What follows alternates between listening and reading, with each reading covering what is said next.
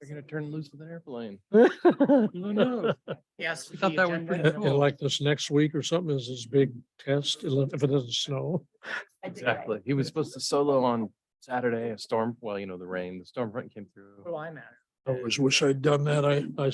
Was really, when I was in Boise, of course, I was in my twenties, so I was young and stupid.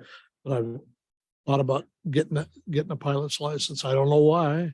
And so she's, I know, it's. Tell me what's got some great. thought- You tell me what's Well, wrong. This is a great story. young At- puppy At decided he night was when gonna you fly over, you can see. 5:30. It's flowing. It's the easiest way to fly. Yeah. You know, the pilot, the private pilot. Got his stuff, but he can see the actual building. Well trained. I wait for the signal. Go to that cluster, go to that. Twin A signal, Yes, Cub or whatever. the bat signal, is that different? I mean, gives it's me like the the look, size of a car. the you know? nod. Leave it Recording in night, progress. Comes, It'll be night when after we're up It's- there. and comes away. Then we got up there and I looked down. This was a twin engine beach craft about 10, 15 years ago. I call this meeting to order. This is the regular city council meeting of October 24th, 2022. It's now 5:31. And this is being broadcast over Zoom live. We're going to have a call to order and roll call of the council. Counselor Runyon, Was it? Counselor Randall, Present. Counselor Richardson, Present. Counselor McLaughlin, Yes, present. Counselor Long, and Mayor Mays are absent.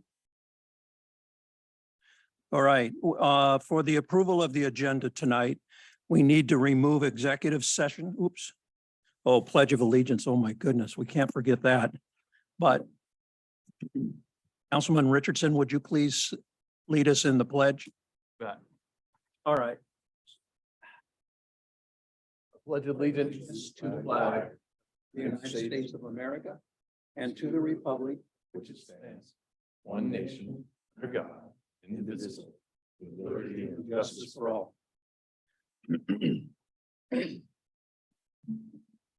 Okay. Now we have approval of agenda. We're going to remove executive session and we're going to move action item 12D to 12A. All right. Now, city clerk. The city clerk sent out publicly noticed a supplemental agenda on October 17th. Tonight, staff requests two changes to the noticed agenda. First, there will be no executive session as previously noticed. Second, staff requests the meeting's action items be considered in the following order. Action item number 12A, abatement appeal. Action 12B, consideration of termination of First Street Project Partnership. 12C, General Ordinance number 22-1390. And action item number 12D, move for waste or watershed property purchase. I am looking for a motion to approve the agenda as amended. Anyone? Also move. So moved I'll second. And seconded. Council Richardson, and you got the second. All right, do we have any discussion on this item? Hearing no discussion, may I have a vote of raise hand or signal by saying aye? Aye. Aye. Aye. Unanimous. All right. Let's move on to item number 5, presentation proclamations underground feasibility study. Is there going to be a report on this? Yes, we have a presenter who is joining us via Zoom. Mr. Martin Stoddard is on the call. So if you'd like to take it away, Mr. Stoddard, you can present. I would also note that we have representatives from the PUD here as well. I want to thank them for their partnership and support on this project. Mr. Stoddard? Wonderful, thank you. Can you hear me? Yes. Okay, I'm going to try to share my screen. Give me one moment here. All right. Let's see if this works. All right, can you see the presentation? Yes. Wonderful, wonderful. Well, thank you very much. My name is Martin Stoddard. I'm with Stoddard Power Systems, and I think Jerry Witkowski was going to join us. I don't see him on yet, so he may be having some technical difficulties. But we're with Stoddard Power Systems. We performed the underground feasibility study for the city, and this is the presentation of our findings. The overview of the presentation is going to cover the report, so hopefully you've had a chance to take a look at the report. But this is the main sections of the report. We don't have a lot of time, so I'm going to go through this very quickly. I apologize for that, and then I'll just give you a chance to ask questions at the very end. But there is quite a bit of material here, and again, we're going to go through the entire report in this short period of time. Here's the purpose of the study. It's to review feasible methods and cost estimates for undergrounding the electric utilities in the downtown core area.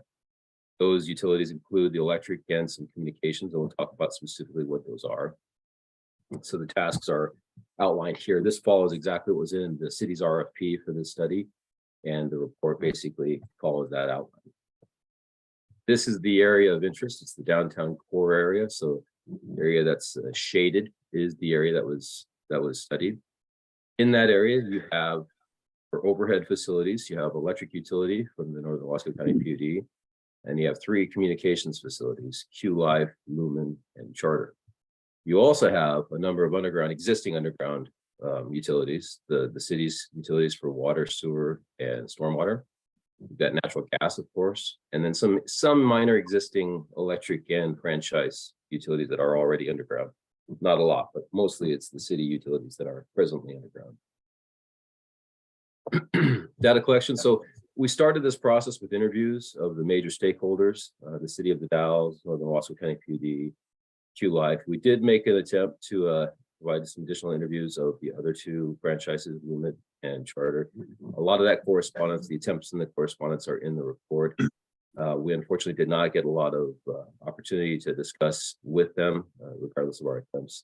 But we are able to make a number of assumptions of their facilities to complete the report. And in truth, the majority of it is sufficiently accurate to conclude on the cost estimate for this level of detail in the report.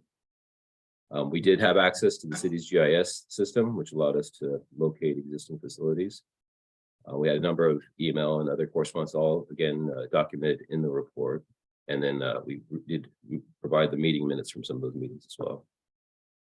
This is a very busy slide, but it gives you some idea of some of the existing utilities that have to be accounted for. So the process of undergrounding is difficult, but it's even more difficult when you're trying to avoid existing facilities in a city that's grown organically over a long period of time.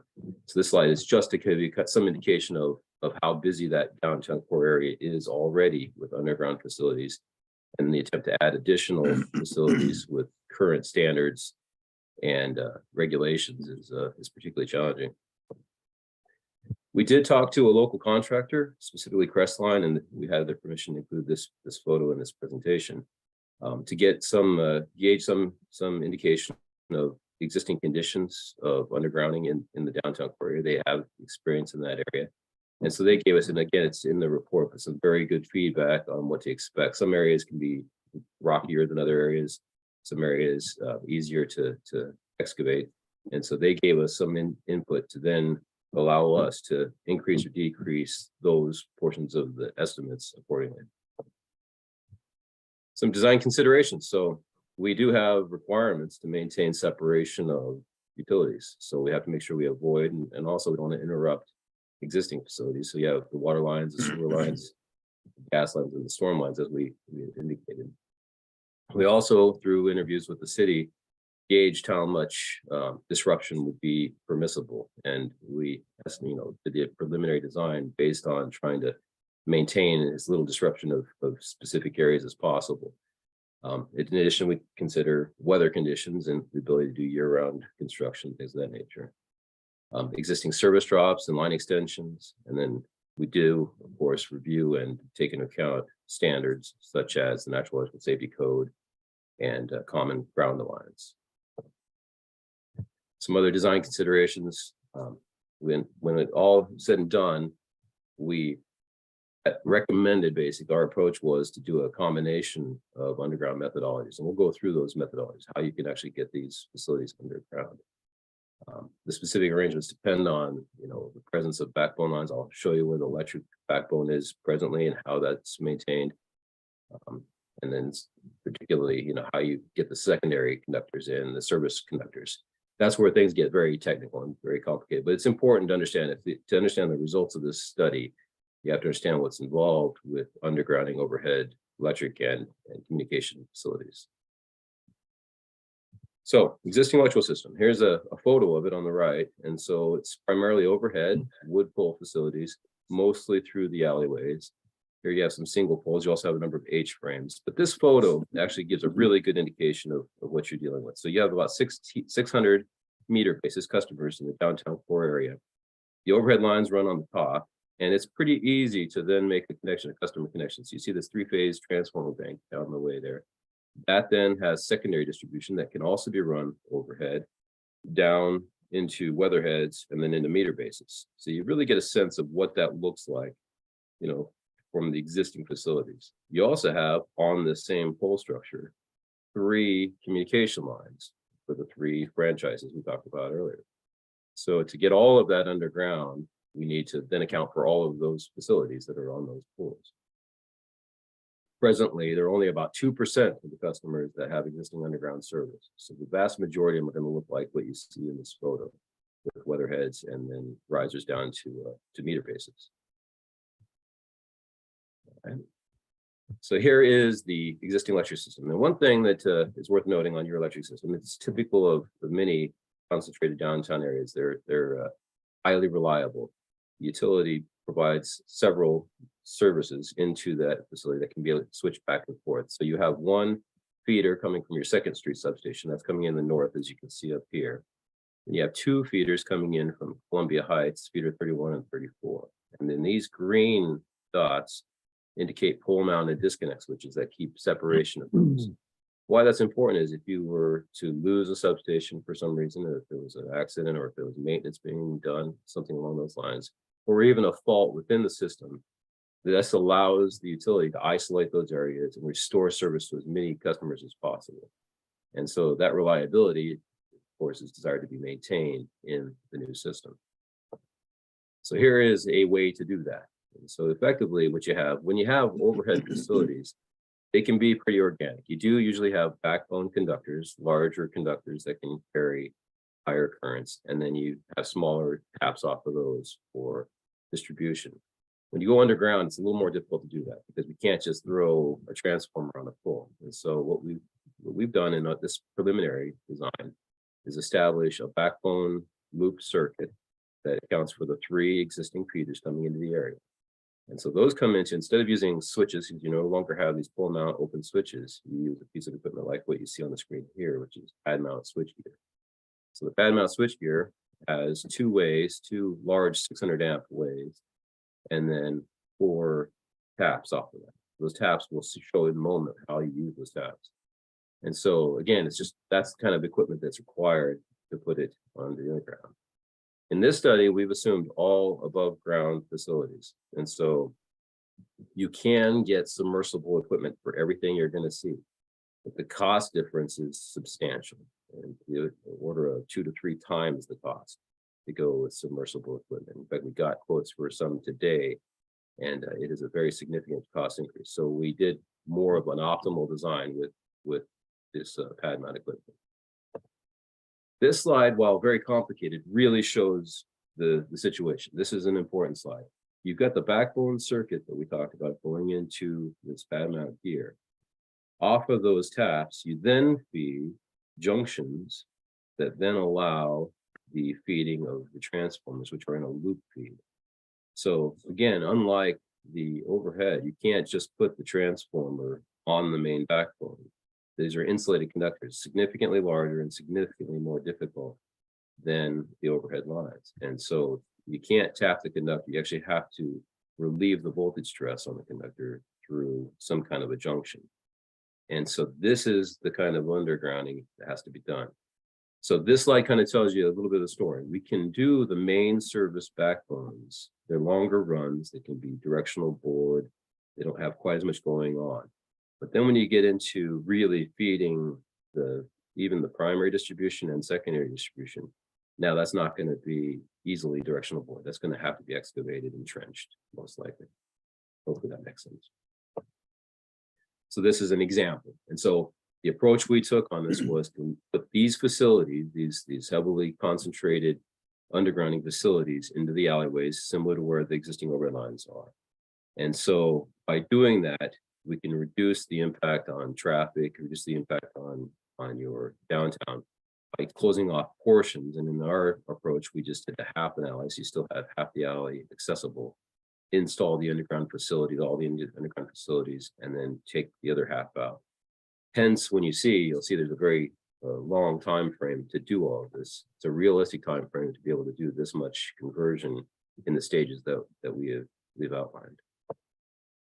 Here's an example of the QLife. We don't have similar maps for Charter or for Lumen, but they would have more meter bases. QLife is a black fiber leasing facility or service, so they aren't quite as organic as the others are actually. But we have enough information to make some assumptions in terms of meters or in terms of customer count, et cetera, to estimate those communications as well. So again, underground methods. The two methods available to us are open trench excavation or directional boring. Open trench gives you'll see in a second, a lot better access to maintain clearances, whereas directional boring doesn't. And so what directional boring does give us is oftentimes it can be less expensive. Definitely less disruption. We can directional bore underneath main street arteries, for example, and not interrupt traffic at all. But it's much more difficult to maintain spacing. And then you also have very poor future access. If you have facilities in a trench there, it's easy to maintain your spacing, get back to them again in the future. Directional boring is not quite as easy for that. So here's a conceptual underground for the electrical. And so this kind of gives you an idea. So the main streets would be directional bored under with main artery type circuits. And then within the alleyways would be where the trenching, open trenching would be done. And so you can see on the right what an open trench type of facility would look like. Very well spaced, conduits exactly spaced as you'd want them to be, meeting codes, et cetera. The directional bore, you're not going to directional bore that many conduits. So what we end up doing is doing a large bore with interduct conduits. And so in that case, that's exactly why it's so hard to get back to them, because you can't really get inside that duct anymore. They're all inside of one directional bore. So you have one for electric, for example, and one for communication. This communication, this is what theirs would look like. Again, interducting, very similar construction on the communication infrastructure as for the electric infrastructure. Okay. Construction sequence. So we project this to take about 8 to 10 years well, effectively from this point on. You have a lot to do to prepare a project like this, to get bid documents, to get consultants to do financing, all of those things before you can even start the construction process. And so 8 to 10 years is a feasible time frame. And I'm going to say this up front. A lot of these studies are done with I would say rose-colored glasses in that, you can feasibly do it shorter, you can feasibly do it for less money. And then what happens is the projects run out of money, they go over budget, and they take extra years because they aren't accounting for contingencies, things of that nature. And so we have applied, primarily through a lot of experience doing undergrounding projects, a lot of contingency and a lot of those costs to be more realistic. One key point here is that the new and existing systems have to coexist during this period. So if you think about that underground primary artery, which produces the key support and supply for the underground distribution, that has to be in place while the overhead's still in place and in operation, feeding the customers. Otherwise, you'd have long disruptions of customer service. Here are the phases. And so you can see the red is the first phase. That's really getting the core backbone construction done. And then you move inward from there to the arteries. Now, one other thing about this is it's not typically done by one contractor. You have a contractor to do undergrounding, you have a contractor to do electrical installation, you have a contractor to do each of the communication infrastructures, and that's the sequence effectively. The undergrounding contractor puts in the underground facilities and prepares that portion of it. Electric utility comes in and installs the electric infrastructure, and then the communications companies come in and install communication infrastructure. And so there's always a lag to finish off each of these. So you see 5, but it takes quite a while to get through all 5 of those. This kind of gives you a roadmap of what those 8 years look like. Again, it can be condensed, it can be condensed primarily by parallel work. That's mostly how you can get efficiency on it, is to increase the size of work crews and block off more alleyways, if you will, at any given time. But as a realistic, low disruption path for completion, this gives one blueprint for how that can be done. And a lot of these have to be detailed out in the detailed study. So as we've done a feasibility analysis and a preliminary design, it's very preliminary. There's a lot to do in terms of locates and really locating where everything's going to be in the long run.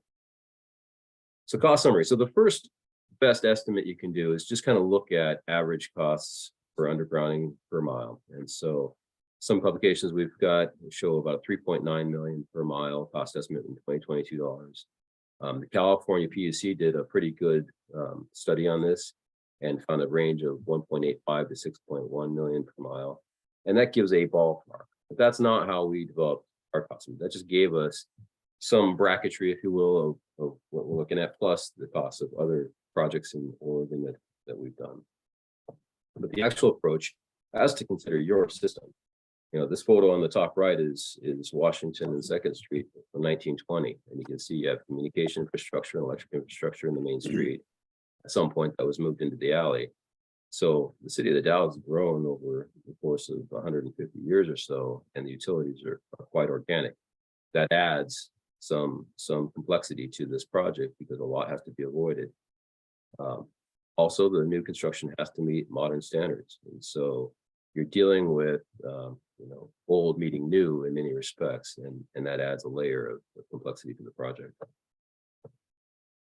Here is the methodology used. It's an estimating methodology. So what you'll find is in the appendix of the report, some detailed takeoffs of construction estimates. So you have different codes that indicate what's being estimated for a customer meter, for an underground facility, whatever it is, and then you can go and read what those codes are. But it is in fact a full NECA style takeoff estimate for the cost of the project. And you also have estimations for each service drop and the per customer service drop cost. So we add all that together and you end up with an estimate that comes out to about $3 million per mile. Now, that doesn't take into account a few things. So that's going to be construction cost, basically. And so you can see there's some design costs and construction costs in here. And that's all in 2022 dollars. So that's not enough granularity to really give you an indication of what a project like this would cost. And so we have to do a couple more things. One, we have to also differentiate between the costs for electric and communication, particularly in the trenching part, because they're both in there. And then we need to account for contingency. So we add a 15% contingency to everything to account for obviously hitting rocks, things of that nature. Some other costs that would have to be considered. So we add 10% to cover basically overhead costs. So the costs the city would have, and these aren't costs that would go to a contractor per se. This is just cost of the project. So would most likely establish a management team. That team's going to have a cost associated with them. You're going to have financing instruments potentially. That's going to have a cost associated with it. So those costs are roughly estimated at 10% of the overall project. And then the last cost we estimate is an escalation. And this is kind of the hardest thing we are in right now because we used real 2022 dollars, but the cost of electric equipment, a lot of this equipment is very, very high right now with extremely long lead times. We can't predict where that's going to go. Is that going to continue on the path it's in? Is it going to decrease? We really don't know. But we've taken today's cost and then added an escalation cost of 4.5% to it year over year. And you end up with this table. And that puts the overall project with all overheads, contingency, and escalation at about $48 million for the entire project.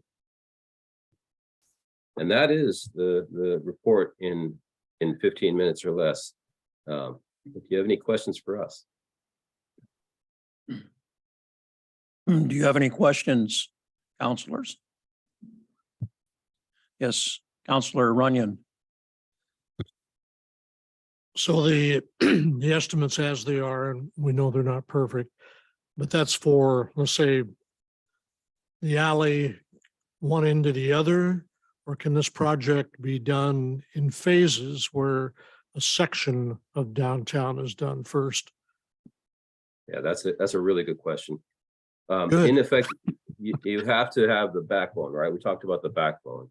And so that has to be established. That's really and it's a really good opportunity too, honestly, for the electric utility and for the city. You can improve reliability with that. You can really focus on how to make a strong backbone for now and the future. So you have to have that, and then you can start the transition to electric. The other thing you can do is it happens, unfortunately. We mentioned the lack of communication with some of the franchise owners. That's not uncommon. And what's also not uncommon is to see poles with just communication on it.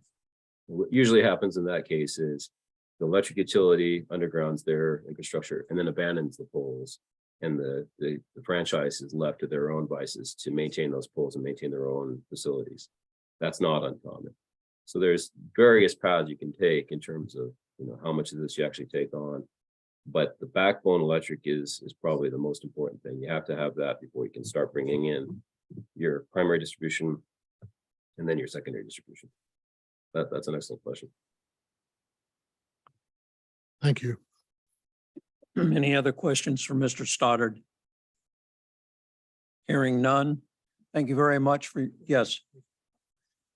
Oh, okay, we have one Zoom question. Not specifically a question, but just an opportunity. This is Roger Klein at 754 East 18th here in the Dalles. I'm the general manager at Northern Wasco County PUD. Wanted to Yes. thank Mr. Stoddard and Mr. Witkowski for their excellent work. I can appreciate for the city council that this may have been like a long engineering lesson for what it takes to put utilities together, whether they be overhead or underground. And just wanted to offer the little bit more of the backstory of how we got to today, if that's okay. And again, just appreciate Mr. Stoddard and Mr. Witkowski for all their excellent work and partnership on this. So Matthew, did you want a little bit of background for me on my perspective for the city council benefit, or? Yes.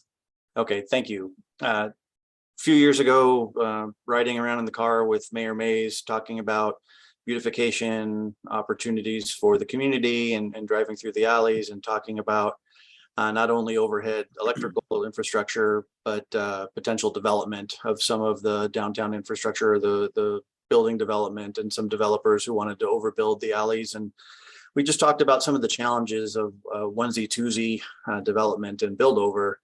And, we agreed that thinking about undergrounding utilities in a community such as ours, in the city such as ours, feasible versus practical, but I could only provide, what experience had shown.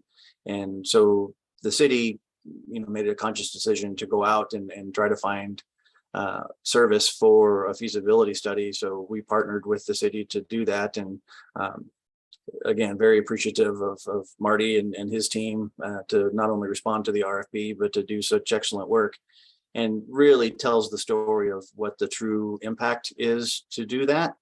I can say very comfortably on behalf of the PUD that there are other higher priority expenditures before us in the next 15 to 20 year planning cycle, but that doesn't mean we can't come back and improve some of the infrastructure that's in the alleyways. We have that planned for the next few construction seasons. The capital plan illustrates not only 2023, but 2024 to do some improvement there, replace some of those poles that annoy me probably more than anyone else that lean over as they do. But again, that just wanted to offer a little bit of background, share with you the PUD's perspective that though feasible, maybe not practical, let alone what we'll call affordable in the next planning horizon, But it's important facts to have as governing bodies are making decisions for the future. And thank you. I'll leave it at that unless you have questions for me. Anyone questions? Thank you, Mr. Klein. Thank you. Good to see you. All Marty. right. Yeah, thank you. Okay, A follow-up yes, follow up. question, Mr. Klein, Rod Runyon. As far as the PUD is concerned, you feel like this could be done in sections or phases as well? If necessary, we were definitely ready to partner with some of the developers that were looking at the one project versus another and aiding them in undergrounding at their cost as opposed to socializing that cost across all the. That would be the typical path. We could do it in sections or kind of property by property. Thank you. Any others? Councilman? Just a comment. Yes. Just, thank you for all involved. Thank you, Matthew. Thank you, gentlemen, for this report. Its thoroughness. It's not necessarily the answer some of us necessarily wanted to see on the bottom line, but it's really good information. Thank you. All right, this concludes. Let's move on. We're going to audience participation. During this portion of the meeting, anyone may speak on any subject which does not later appear on the agenda. Up to 5 minutes per person will be allowed. Citizens are encouraged to ask questions with the understanding that the city can either answer the question tonight or refer that question to the appropriate staff member who will get back to you within a reasonable amount of time. If a response by the city is requested, the speaker will be referred to the city manager for further action. The issue may appear on a future meeting agenda for city council consideration. Is there anyone that would like to make audience participation, would like to speak? Ms. Merrill, if you would state your name and your address, please.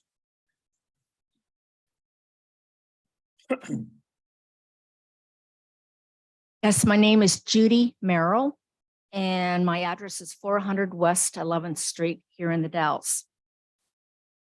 So Mayor Mays isn't here, so I'll address Tim McLaughlin, City Council position as in place of the mayor. It's called Mayor Pro Tem.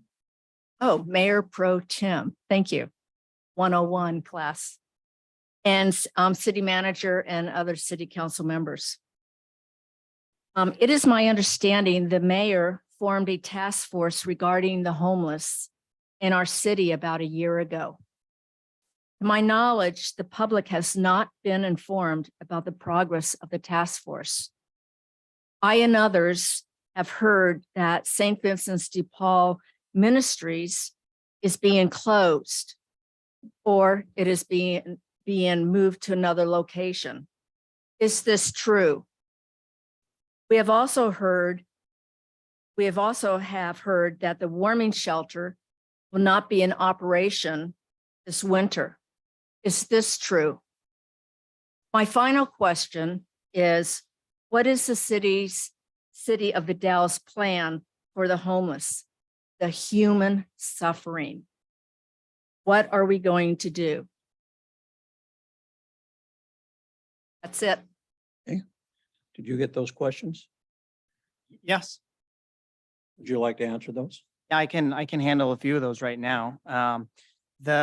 We can certainly work on pulling together some of the finer details or points on what the Dalles Unhoused Task Force has been conducting since its formation, and we can provide those to you in a more comprehensive manner later on.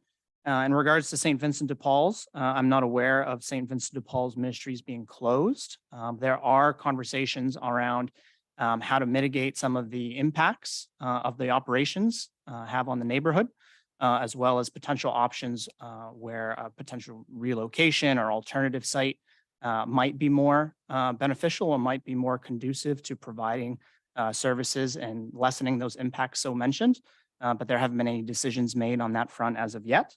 The warming shelter operations that St. Vincent de Paul's has conducted previously Those will not be happening this winter, although we are having conversations with St. Vincent's and other partners on how to potentially provide services of some nature.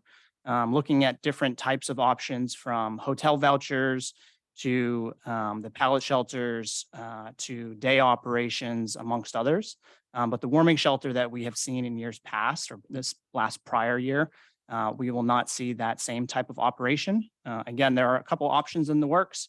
I do see that Kenny Lapointe is on the line. I don't know if he has any updates that are timely to give at this point, if he wanted to take that opportunity.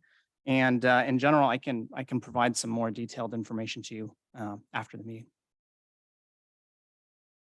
Did Kenny want to speak at all? I don't know. I mean, it's not up to me to. He just turned on I his would camera. just- Yeah, I would just add that we're still working on trying to have some warming shelter offerings for the wintertime. I will remind folks that we have a 34-bed shelter here in the Dalles, and it is available for folks who are out and unsheltered to access services. We do run that shelter year round and have been doing so since I think January or February of 2021. So folks are welcome to access that site. And I could say we have rooms or beds available today. So if anybody needed to access them, they are welcome to let us know.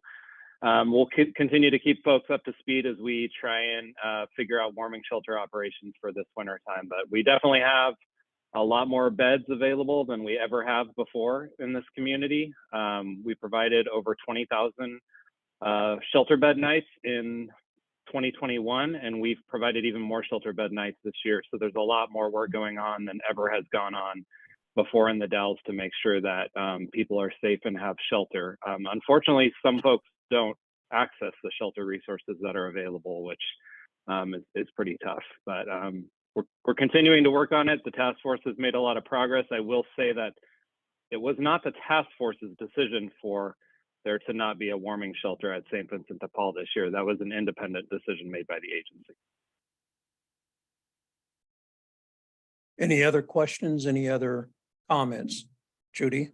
I didn't know if I was allowed to Yeah, ask. you are. Okay, thank you.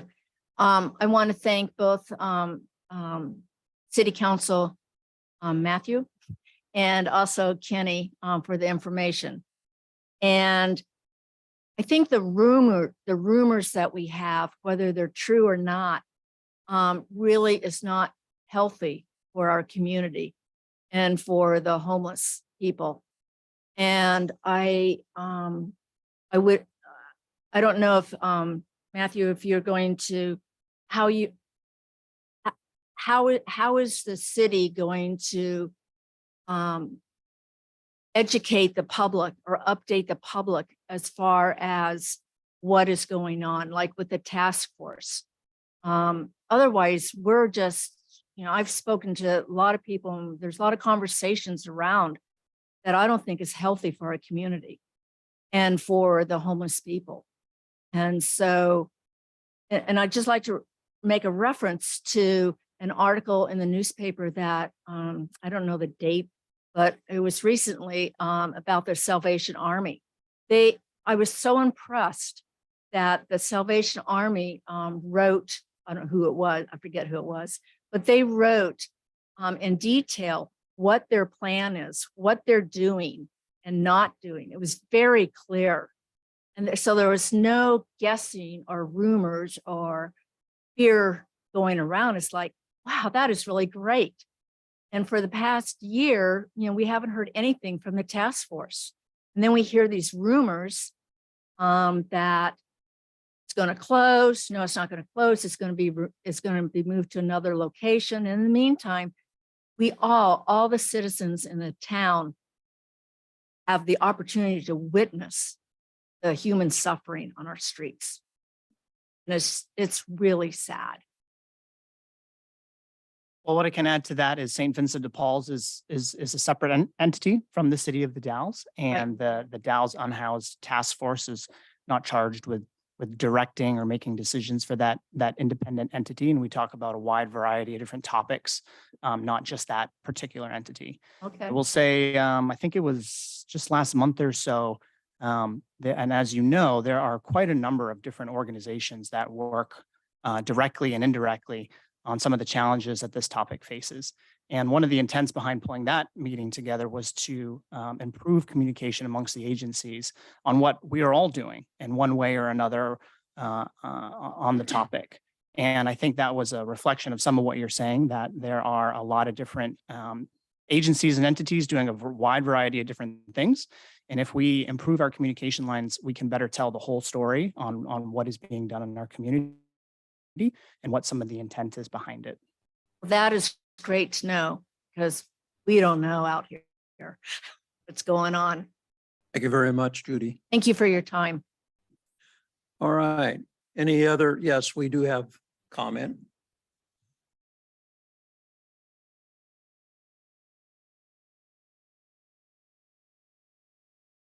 Lisa Farquharson with the Dalles Area Chamber. I just want to give you some updates. No questions. You guys just take a breath. So first off, we held a great event at St. Peter's. It was the centennial celebration for the historic Columbia Highway being completed 100 years ago. And I just want to put out some very public thank yous. St. Peter's Church was a beautiful setting. Everybody was in awe because probably about 40% of the audience was from out of town. And they could not believe we had that right here in the Dalles. Then we also had the Dalles Gals Floozies and Friends were our official greeters. They had a blast. And Friends of the Historic Highway along with ODOT. And then the Advisory Commission for the Historic Columbia River Highway along with Carl Vakuterin representing the Kiwanis. So we had a great representation from our community there, and they stepped up and just did a great job. We had a little over 50 attendees, which is great for that kind of a topic. It's totally history and it's totally highway. So it was very pointed. We brought some guest speakers, even from Pendleton here, that was an author for one of the books. So I just wanted to say thanks to our community publicly because you guys did a great job in hosting that. Along with, I wanted to make sure you both had the announcements. November 11th is our Veterans Day Parade. That is at 11 a.m. It is the normal parade route. We have the applications here on our website. And because of a donation sponsorship, all entries are free. So you guys have that, put that on your calendar. November 25th is our Starlight Parade and community tree lighting. That'll be starting at 6 p.m. There again, the application's on our website. But the best news is we have finished all the necessary paperwork, gotten all the necessary stamps of approval by the government and the feds and the military. So we will have a flyover at 10:50 approximately on the 11th of November, right before our parade. So in honor of our veterans. And we gave them the addresses. If anybody asks, we don't know that this is what's going to happen. We gave them the starting point of the parade to over the Veterans Hospital as our route. And so we'll see what happens. They're a big jet. They can't go that low. So we'll see what happens. But that is the things that are in the work that the chamber is working on for our community. Thank you, Ms. Farquharson. All right, other participation, anyone else? Or forever hold your peace. All right, let's go on to the city manager's report. Thank you. Just a couple items this evening. The first is I wanted to let you all know that we've completed the hiring process for our community development director. And I'm pleased to announce that Joshua Chandler has accepted the position. And so he is in the audience with us tonight. I think you all know him quite well. His first day is today, but he started with the City of the Dalles as a planning tech and moved up through the ranks, becoming the senior planner not too long ago. And as you know, the last few months, he's been our interim director and he's been doing a great job and we're excited to have him on board permanently as our new director. I also wanted to let you know or remind you about the Gorge Economic Symposium on November 4th. This is put on by MCED, as well as we will only be having one city council meeting in November, as our second will be replaced by our city council goal setting session. And those are the updates I had this evening. Excellent, thank you. City councilor reports, Councilor Runyon. Brief meeting with the city manager on the possibilities for a future Veterans Museum, which I won't, not at liberty to go into anything of guesswork at this point, but we are having discussions. Councilor Richardson. Briefly. I chaired the Climate Resilience Task Force meeting on the 14th and some subsequent ongoing work there. Happy to share more. If anyone wants, please contact me. And participated in a litter pickup about a week ago. The end. Mr. Randall. Nothing to report. Thank you. All right. Well, I'm just going to give a quick report. I'm being treated. I'm very self-conscious for some basal cell, and answer your question. Yes, it hurts. All right. So that's the only report I have. Now we're going on to anyone else? Oh, did you have a report? Nothing. Okay. All right, we're going to move on to consent agenda. Without any objection, items of a routine and non-controversial nature are placed on the consent agenda to allow the city council to spend its time and energy on the important items and issues. Any counselor may request an item be pulled from the consent agenda and be considered separately. Items pulled from the consent agenda will be placed on the agenda at the end of the action items section. All right, we have A, approval of the October 10th, 2022 regular city council meeting minutes. B, resolution number 22-036, a resolution authorizing the city manager to execute a grant application on behalf of Mid-Columbia Action Council for the Oregon Department of Energy's Community Renewable Energy Grant Program. And if I may briefly, there's a small typo there. It's Mid-Columbia Community Action Council. Got it. I see it. All right, and we're moving on. C, resolution number 22-035, authorizing the city manager to execute intergovernmental agreements with Oregon Department of Transportation and Oregon Business Development Department to partner in the administration of the Disadvantaged Business Enterprise Unified Certification Program. Okay.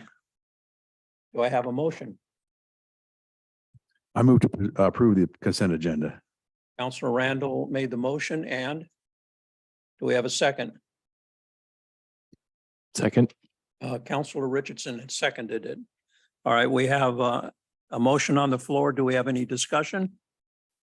Hearing no discussion, all in favor say aye. Aye. Are there anyone in opposition? And no abstentions, so that carries. All right, we got through that. Public hearings, read script. And I'm getting to the script. Maybe, oh, here we go. All right, 10A, double checking 10A. Now is the time for public hearing to take testimony from the public regarding supplemental budget for fiscal year 22-23. I will open the public hearing and ask for a staff report. Following the staff report, I will call for testimony from the audience. At the conclusion of the testimony, the public hearing will be closed. Angie? Good evening, Honorable Mayor and members of council. You have before you my agenda staff report 22-34, adopting a supplemental budget for the fiscal year 22-23, making appropriations and authorizing expenditures from and within the various funds of the City of the Dalles adopted budget. A public hearing is required for any supplemental budget that changes a fund by more than 10%. The proposed supplemental budget is more than 10% of their operating budget of either of the affected funds, so a public hearing is required this evening. The first item that we have for the supplemental budget is the city special grant fund has realized an additional $150,000 in additional revenues for the CDBG grant program, which provides rental assistance. And the $150,000 would be allocated to the contractual services for that program. And then the city's general fund has realized an additional $150,000 in legal service revenue that will provide contractual services to the for rental for the public records lawsuit. And then the city's general fund has realized an additional $17,252 in grant funding for the police department. 9,500 would be allocated to the DUI overtime and 7,752 for additional body armor. The city's general fund has realized an additional $287,008 in the beginning fund balance, with $287,000 being allocated to transfer money into the capital projects fund. And the money that would be transferred into the capital projects fund would be transferred out into the state office building. Last year, just a reminder, council decided to keep the state office building fund. And with a current lease, we have the ability to go ahead and do some upgrades to the state office building fund, which some of those allocations would be able to, we would get the revenue back come February or March. But to do this, the projects, we would need to put some money into the state office building fund, and then we would be able to pay the capital projects fund back at a later date if needed. And some of those items would be $175,000 for the new generator and $43,879 for ADA sidewalks on the outside and $32,000 for the exterior painting of the building and $19,866 to retile the entryway and $16,263 to paint the entryway. If you guys do approve of this evening, this is a project that would go in November, middle of November, late November, if weather's permitted. Does anybody have any questions?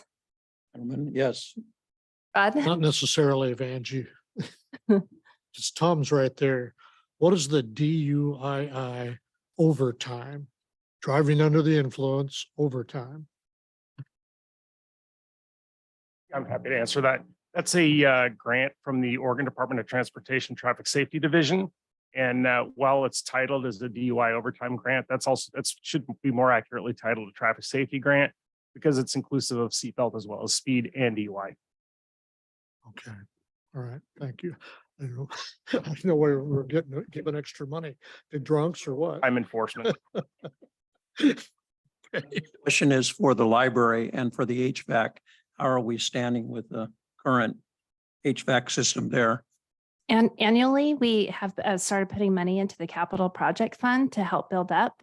So the library puts in 10,000 a year, we put in 10,000 a year, and this is our third consecutive year that we've been building on that project.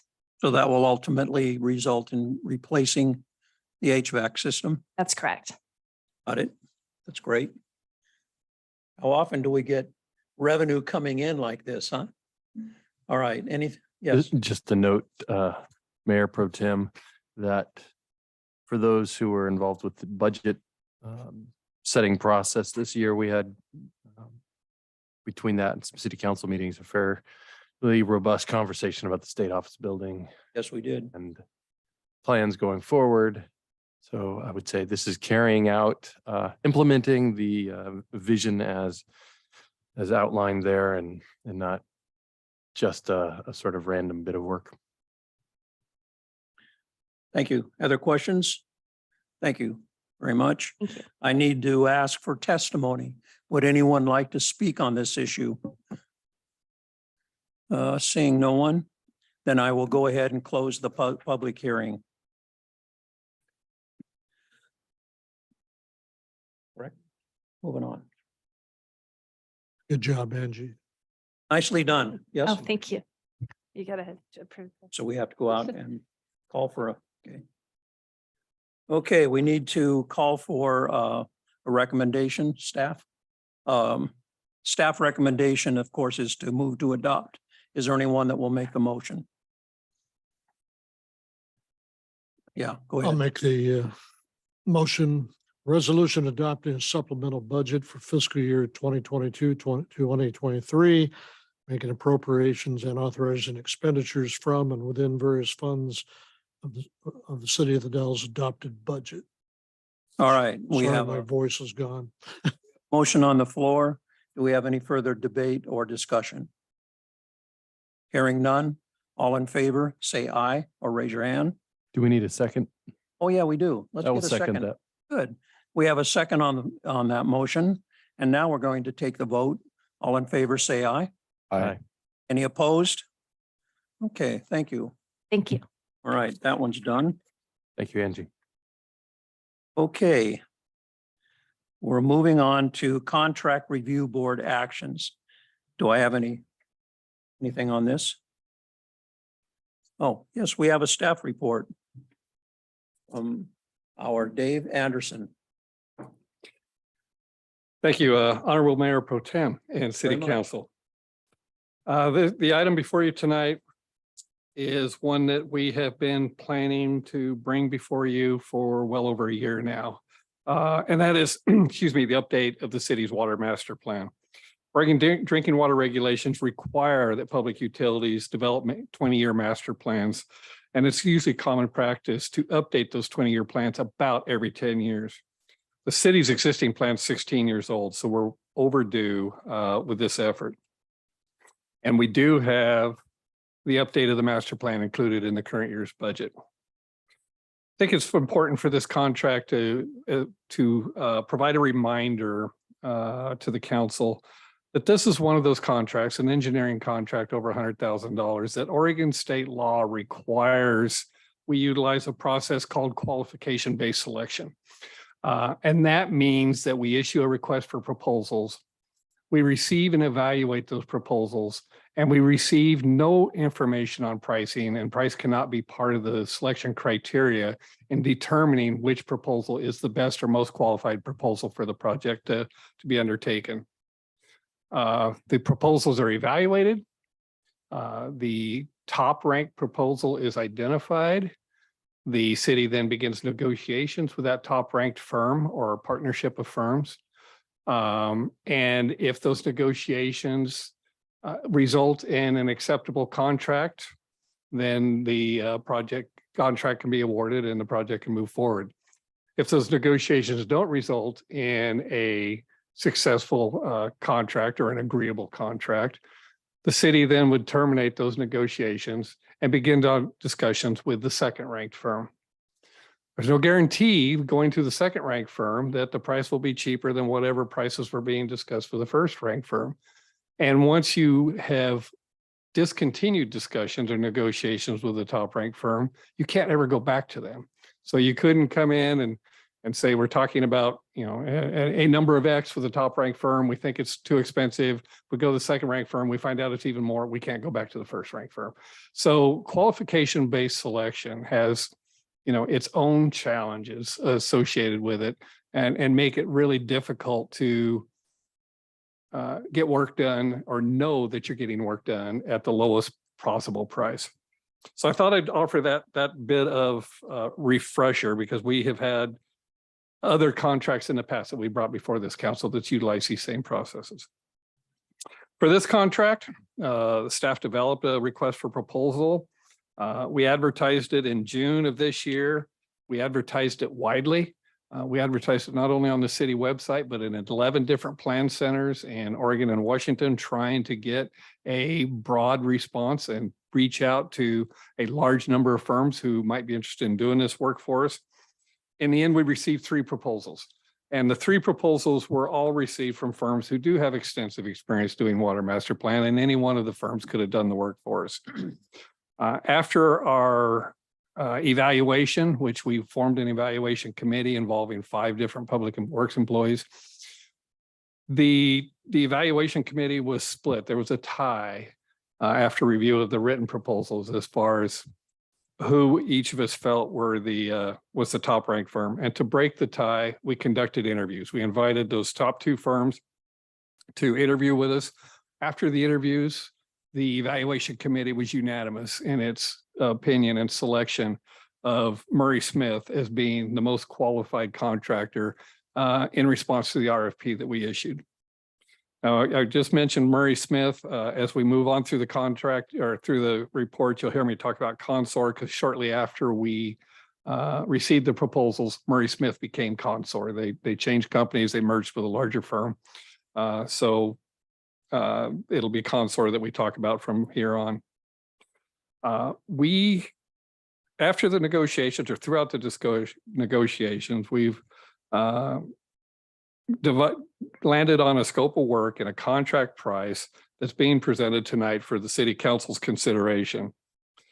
That scope of work includes the things that we normally think of when we're doing a master plan update, such as updating the population projections, projecting the future water demands, doing water supply analyses from our existing sources and other available sources, development of a 20-year capital improvement plan, and then weight rates analyses and system development charges. Those are all really routine tasks in the process of developing a master plan.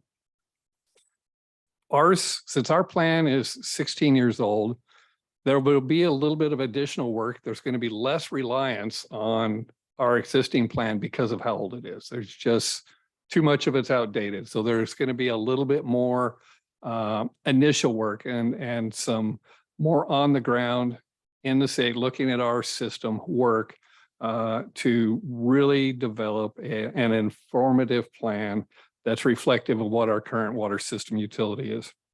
We've got to accommodate or develop a plan that's going to allow us to, our water utility, to meet the continued growth in the community that we anticipate. We have to look at the aging infrastructure that may need to be rehabilitated where it can, or replaced where it's at end of life or approaching end of life. And we want this plan to really serve the city in terms of memorializing some of our utility knowledge as we are approaching a time where we're going to be experiencing some significant turnover in key staff people. And this master plan will help bridge the gap and bring that information forward for future generations of city councils and city staff.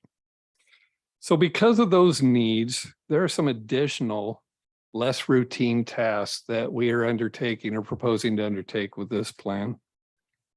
And I think this is a good point for me to recognize, and we'll certainly be talking about it later. We recognize that the cost that's proposed for this contract is a significant cost. This is not a small number that we'll be talking about, but I'm going to provide some context for that. First, some of the less than routine tasks that we think it's important for the city to undertake as part of this planning process is, again, a detailed condition assessment of our existing water utility infrastructure. We know we have a water treatment plant that's 70 years old. We know we have pipes in town that are 110 years old. It's important for us to start planning for the rehabilitation to extend the life of those systems where we can, or the replacement of those. And it's important for us to understand how much remaining life is available in these various pieces of infrastructure. So we are including a significant effort to do this condition assessment to inform those decision-making processes around rehabilitation or replacement. We have included an optional task of doing seismic evaluations of the wastewater treatment plant. There's never been any seismic evaluation. That plant was built, most of it, in 1949. Now, we do have some systems that are newer, such as the Clearwell that was built in 2007, the large Clearwell, and it's built to current seismic standards. We won't spend a lot of time looking at the seismic condition or capabilities of that structure because we already know that it was built appropriately for current standards. But the 1949 main structures were not. We won't spend the time to do a seismic evaluation of those systems unless the condition assessment that we're doing in the previous task indicate there's some life left available for us to use. It would be a waste of money to say this thing's at the end of its useful life and now we're going to do a seismic evaluation to see if it would survive an earthquake. So we've identified the seismic evaluations of the wastewater treatment plant infrastructure as an optional task if the condition assessments warrant that there's enough life left to warrant such an assessment. Just for reference, that optional task was about $55,000. Another task that, again, is not, it's not unusual, but it's going to be a little bit more effort for us, is updating and calibration of the city's computerized hydraulic model for our water distribution system. We have a model. We have what's called a static state model, and it's served us well over the years. We have a lot of new infrastructure that's going to be built in the next couple of years as part of our infrastructure agreement with Design LLC on the port. And this plan will utilize and update this model to include all that infrastructure into the model and validate that that infrastructure is going to work and function in the distribution system as intended.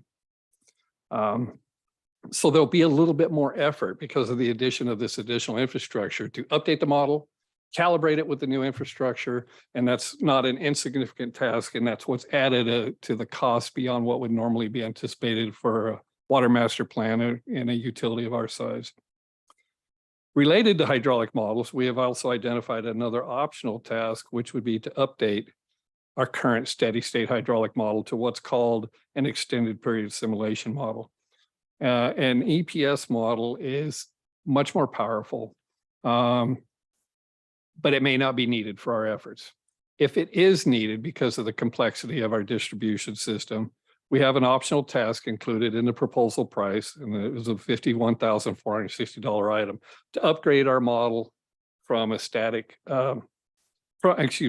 state model to an EPS model, and then calibrate that new EPS model. Dave, what was that number again? I want to look it up. Dollar number? 51,460. So the two optional tasks together are just over $106,000. Again, that task won't be undertaken. The EPS model won't be undertaken, and those monies won't be spent unless we determine that it's needed to do an adequate job of assessing and predicting the functionality of our system. Another task that is not always part of a water master plan is the identification and evaluation of renewable energy opportunities which associated with the water utility. Specifically, over the years, we have talked about two different types of opportunities to generate power off of our water utility. One is we have pipelines coming from the water treatment plant to town. Water flows through those pipelines 24 hours a day, 7 days a week. There's an opportunity to use the energy in those pipelines and the head from the elevation change to generate power, put microturbines on those transmission lines. So we want to update and with current technology, understanding current technology, what the feasibility of that still is for us, whether it's something we should plan to do, because I can tell you with some certainty that after Dog River Pipeline is done, probably the next big water utility project that's can't be very far out there is going to be the replacement of those pipelines between the water treatment plant and the city. They are in really poor shape. They leak. The walls are thin enough. They won't take the pressure of a standing column of water. We have to control them from the top in and basically operate them in an open channel, less than full mode from there to the city. And because we already know that they're in bad shape, we're not going to spend time in this doing a condition assessment on it. So we're saving some money there. We negotiated to not do a condition assessment, and let's just plan for the replacement of them at the appropriate time. So anyway, power generation, the transmission lines from Wicks to the city is one opportunity. The other is, as we're starting to develop aquifer storage and recovery wells, there's an opportunity to do what they call downhole power generation. You've got that water plunging down a well column over 100 feet or 200 feet. That again is a source of energy. The city of Pendleton's ASR program, I think they have power generation on nearly all of their ASR wells. And for them, the payback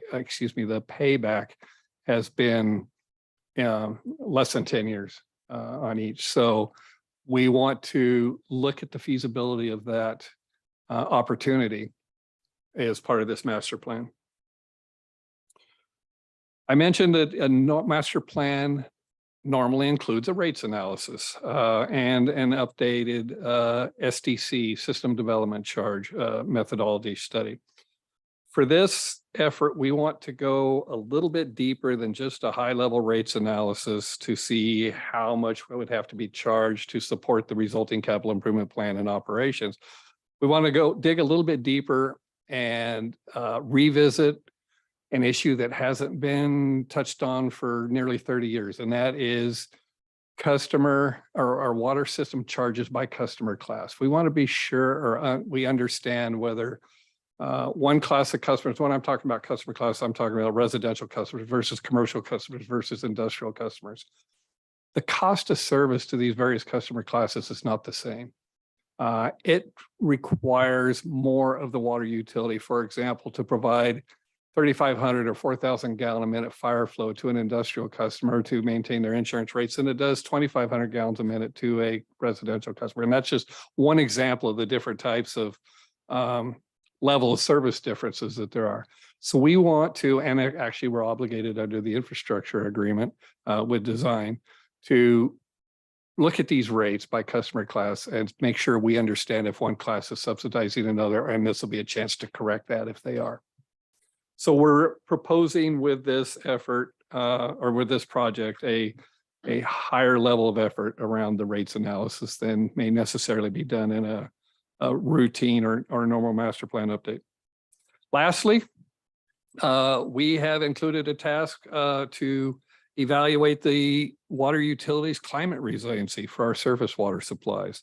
And that's actually going to utilize existing publicly available models as they're developed for the Columbia Basin, apply them to our two surface water sources being Crow Creek and Dog River, and make projections for the next 50 and 100 years about what can be expected in terms of flows, in terms of how much, and the timing, snowpack accumulation, those types of things.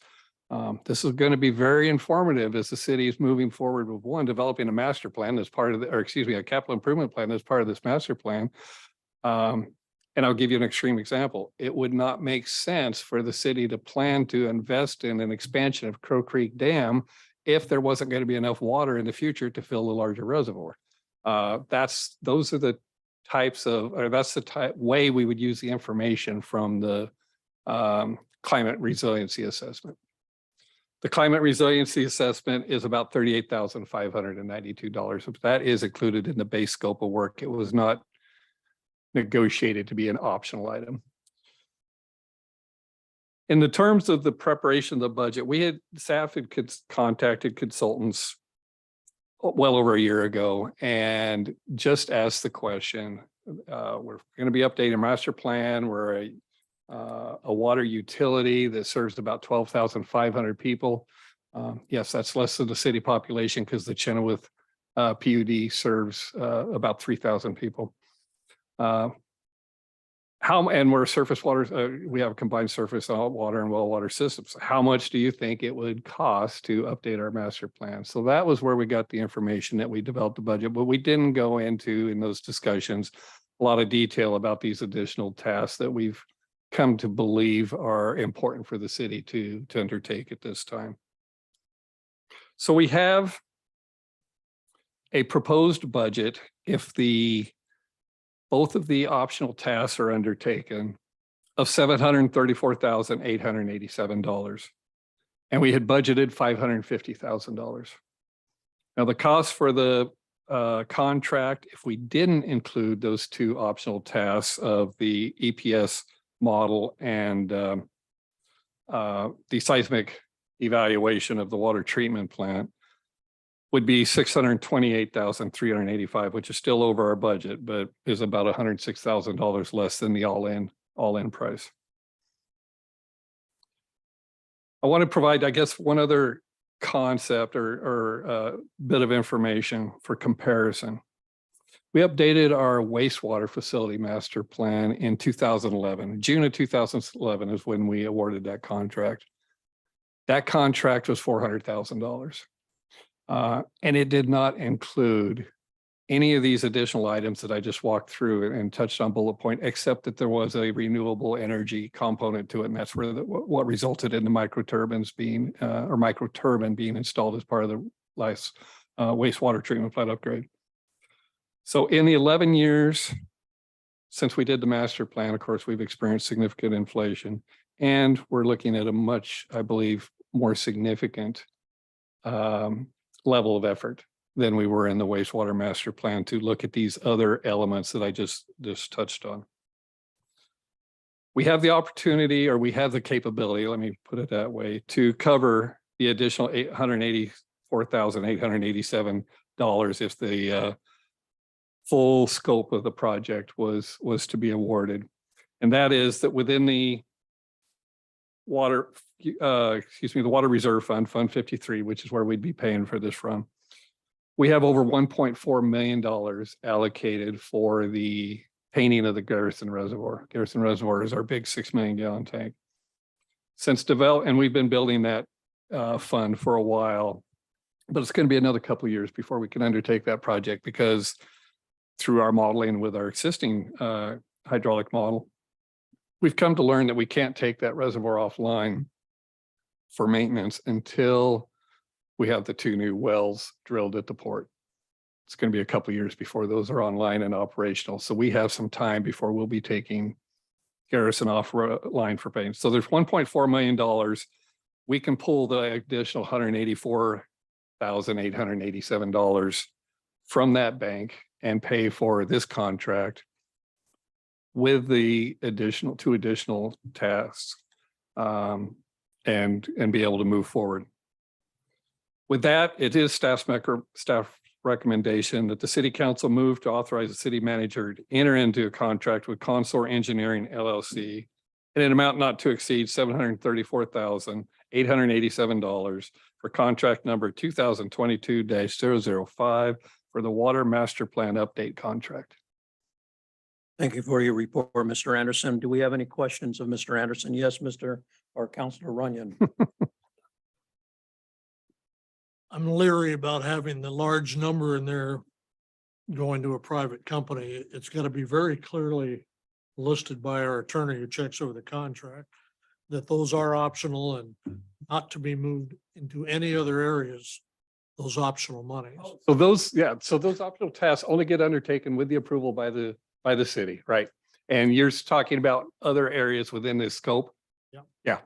Because there's always change orders. Yeah. Where's the money going to come from? Well, and if we do change orders, yeah, so if we could either, if there was a change order, and actually we did the last master plan without any change orders. It's a little bit different. Yeah, sometimes. that was an incorrect assumption there. Yeah, with a planning contract rather than a design for civil construction to build something, that seems like we end up have a greater chance of encountering those unanticipated. The main point is to have it clearly documented that those monies cannot be attached to anything else. Okay. Yeah. Sure, Mr. Kara will take care of monitoring that. You bet. Mr. Councilor Richardson, do you have any questions? I don't think I do. I appreciate, I have a couple comments, always comments. Welcome to make Oh, thank you. Thank you, Dave, for the thorough report, both written and just now your presentation. Just reviewing a couple of bullet points. So there's pretty strict state rules limiting our negotiating options. I wouldn't say they necessarily limit our negotiating options, other than who we're talking with. Well, I would say that's a certain amount of limit. Yeah. So they hinder us sort of going back and forth and getting like best That- price. We have to That have- is prohibited. All right, and we have to do this by state law and also by good common sense. We need to have a good updated current updated water master plan. It will unfold in the I think it's $28 million in system upgrades funded by Google and some other things, including the ASR potential, and sort of on as you have already described so ably. So it's important. I support it. I don't have any questions. It's a lot of money, but in the big scheme of things, it's critical. It's a lot of dollars, but they're critical dollars for a critical need. Councilor Randall, do you have any comments or? One more. All right, yes, go ahead. Back to the very first paragraph, you said you were overdue. But actually, the way I read it is it's required every 20 years, common practice to do it in 10. You're doing it in 16, you're ahead of the game, you're not late. I appreciate that perspective. I'll keep that one. It just makes us, back up and start over a little bit more than No penalty, there's no penalty. fine. No. No, we're fine. We do not have a regulatory challenge with trying to catch up or being behind. You're right. I'm sorry, I do have one question. What's the time frame on this? So we're hoping to be done in 18 months. That's the schedule that we placed in the RFP. That was one of the things that we had to negotiate a bit on because the contractor wanted some more time. And we brought them back to that, and they plan to do that by undertaking some tasks concurrently, like talking about rates earlier than they otherwise would have. Thank you. Any other questions? What's your pleasure, council? Would you entertain a motion? Yes, I would. I would move to authorize the city manager to enter into a contract with Consor Engineering LLC in an amount not to exceed $734,887 or $734,887 for contract number 2022-005, the Water Master Plan Update Contract. We have a motion on the floor. Do we have a second? Second. We have a second. Do we have any further discussion? Hearing none, all in favor of passing this, say aye. Aye. Any nays? None, and no abstentions. So we move on. Thank you. That is, Thank you, Dave. all right. Let's see, where do we go from here? All right, we're into action items. We are on action item A, abatement appeal by R. Douglas Powell. Thank you, Honorable Mayor Pro Tem and City Council. Today, I'm here to talk to you all about an abatement appeal. And so very regularly, we will have the city's codes enforcement officer, Nikki Lesich, who's here with us this evening, go out and enforce Title V of our municipal code connected with general offenses, specifically Chapter 5.04 connected with nuisances. And so very irregularly will somebody appeal a nuisance claim. And in this case, Mr. Powell, who I understand is sitting here at the podium tonight, has appealed it pursuant to our code. And so while this abatement appeal is not governed by any formal hearing procedures, Mr. Powell is entitled to appear and be heard by the council pursuant to our code.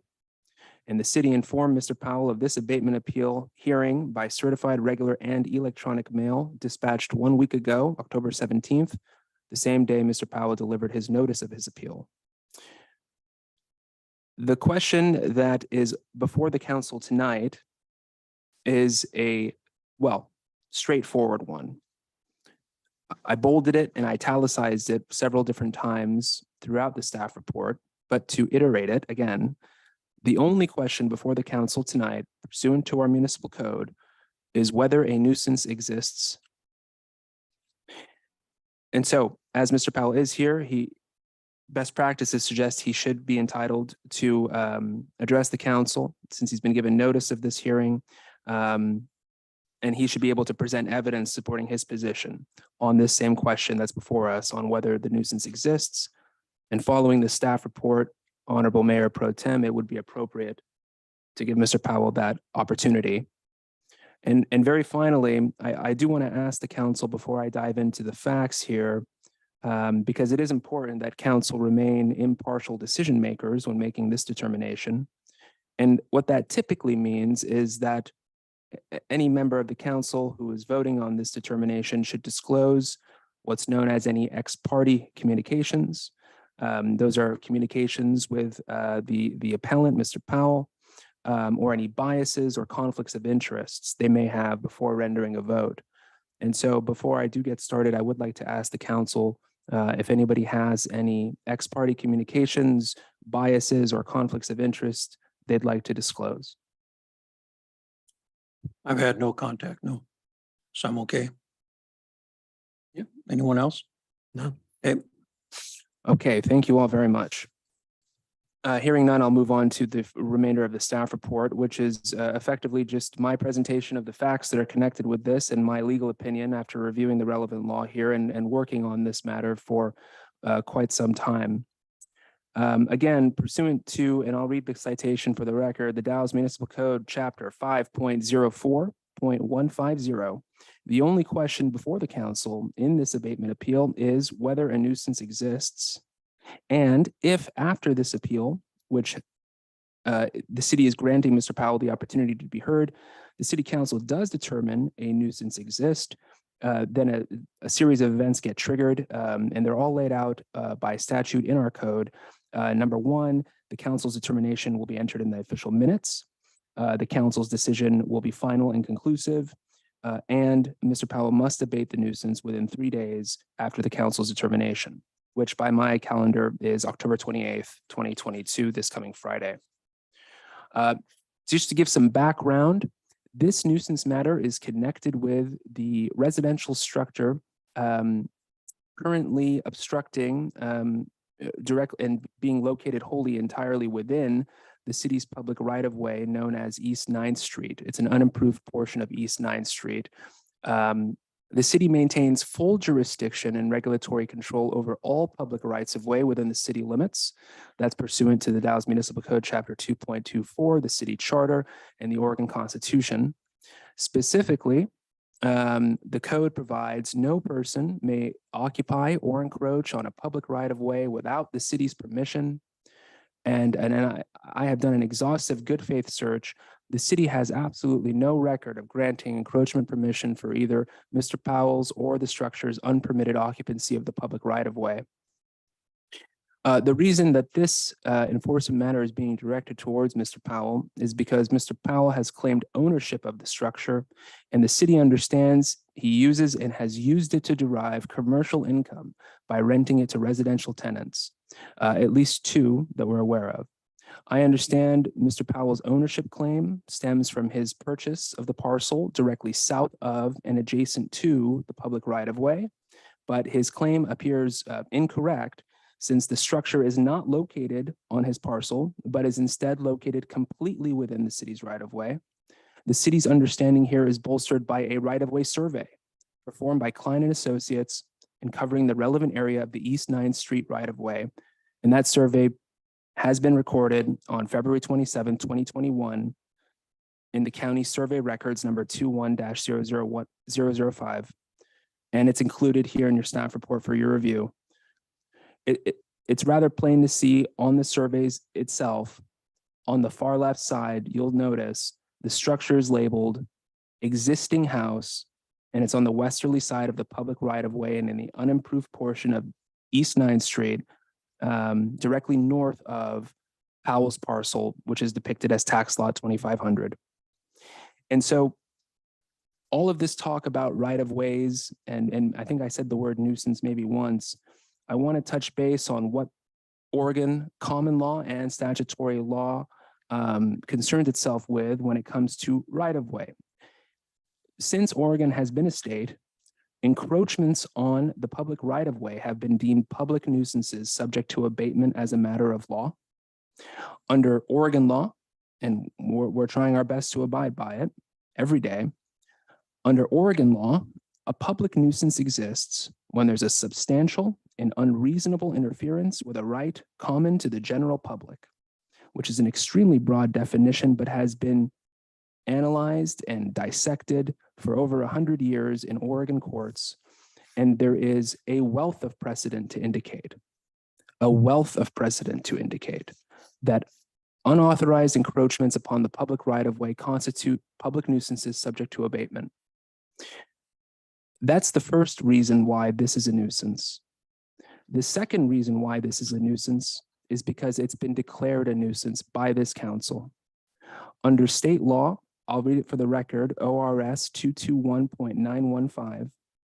State law authorizes cities as municipal corporations of the state of Oregon, especially cities that are covered by, well, what's known as home rule, but basically just means that we have a charter.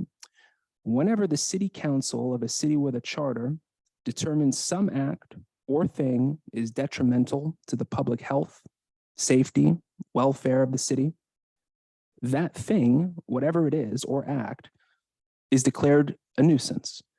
In this case, the City Council adopted resolution number 21-021 on October 11th, 2021,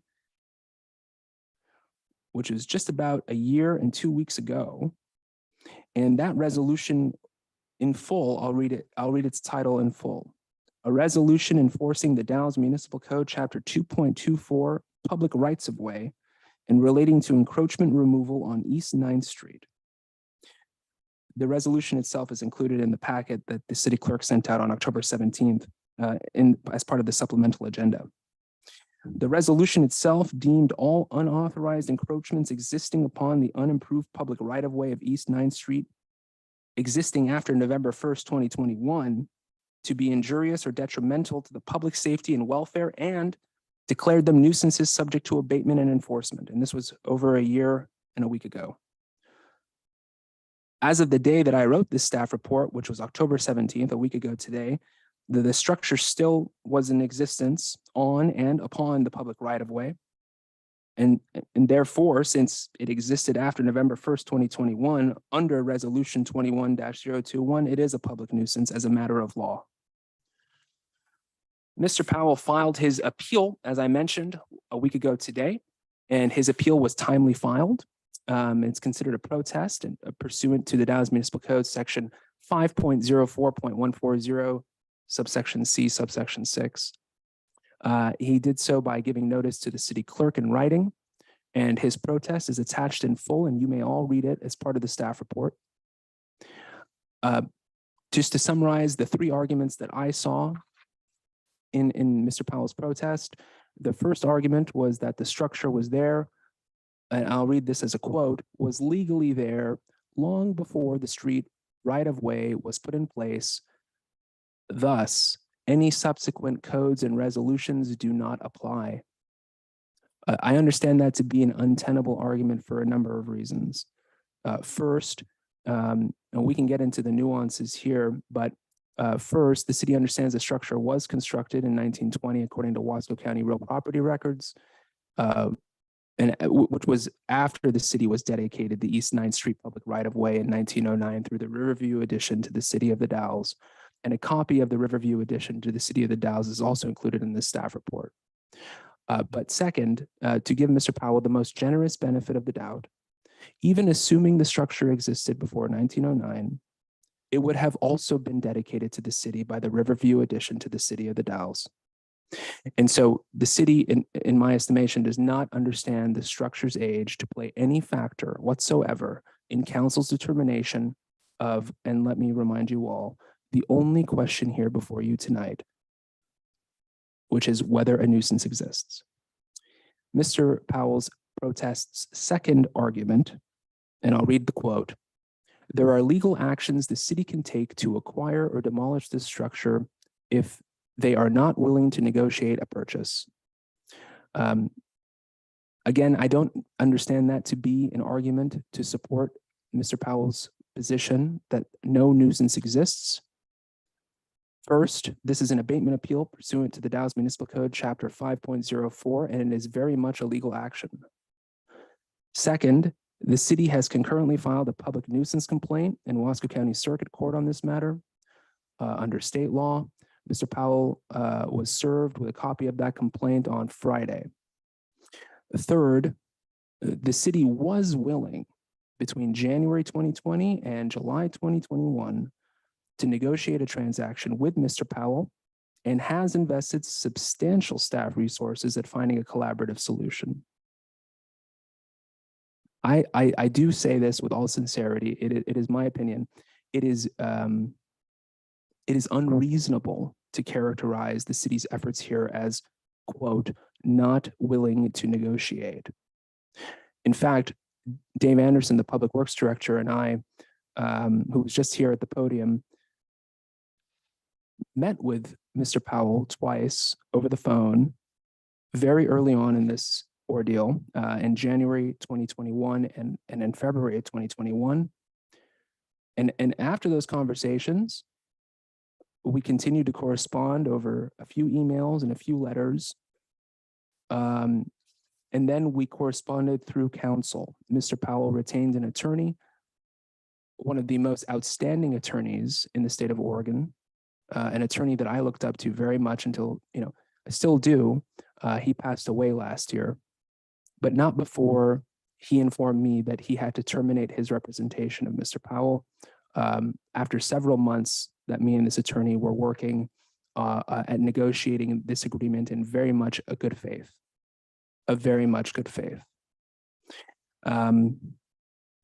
One of the things that Mr. Powell's attorney and I talked about during our times of negotiations was coming to a compromise involving no money being involved. The city would finance the cost of the demolition of the house in exchange for Mr. Powell signing a release. And that was it. But it's my understanding that Mr. Powell terminated those negotiations and his attorney subsequently fired him. But for unknown reasons, but they appear to be money motivated. Not that any of that has much of a bearing on whether a nuisance exists, but that's exactly the point, because this was all brought up by Mr. Powell's protest, which again, doesn't play a factor at all in council's determination of whether a nuisance exists. Finally, the protest's third argument is the city should use the legal process known as eminent domain. And I'll read a quote again from the protest, which requires compensation to the owner before possession or demolition by the government entity. Just so the council's fully aware, the city is authorized to implement eminent domain pursuant to both the federal and Oregon constitutions, but only, and this is all cities, it's not like the city of the Dalles has this special power. All cities and counties can exercise eminent domain, which is the process of taking private property for public benefit.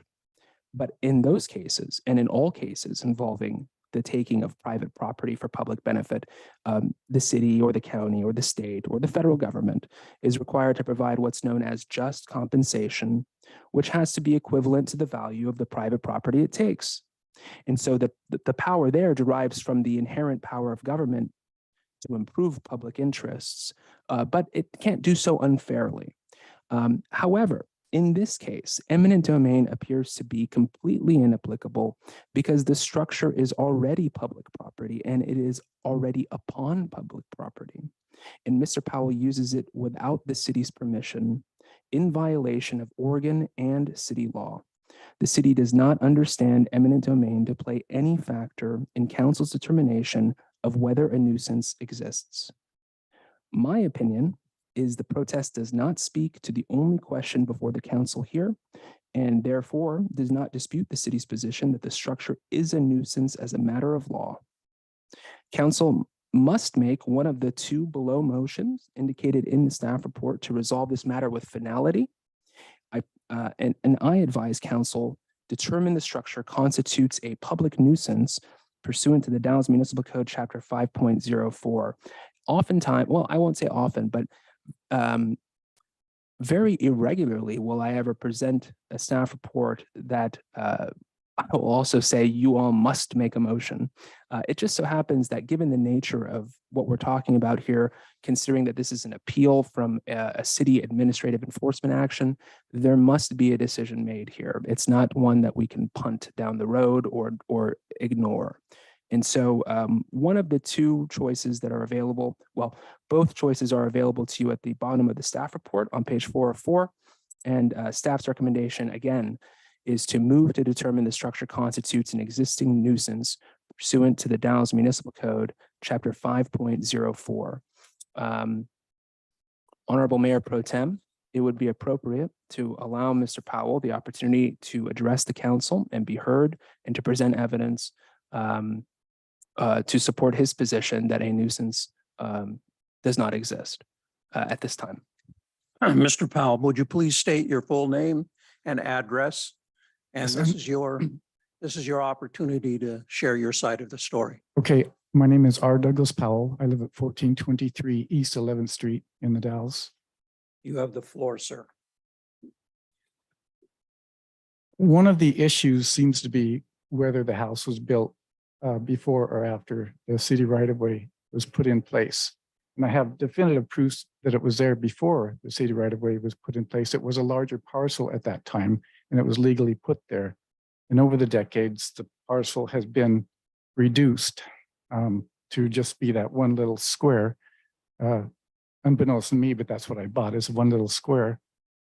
But the house was placed there legally and has been taxed accordingly. I believe I do have city permission to have the house there because I am paying property taxes on the house and on the adjacent lot.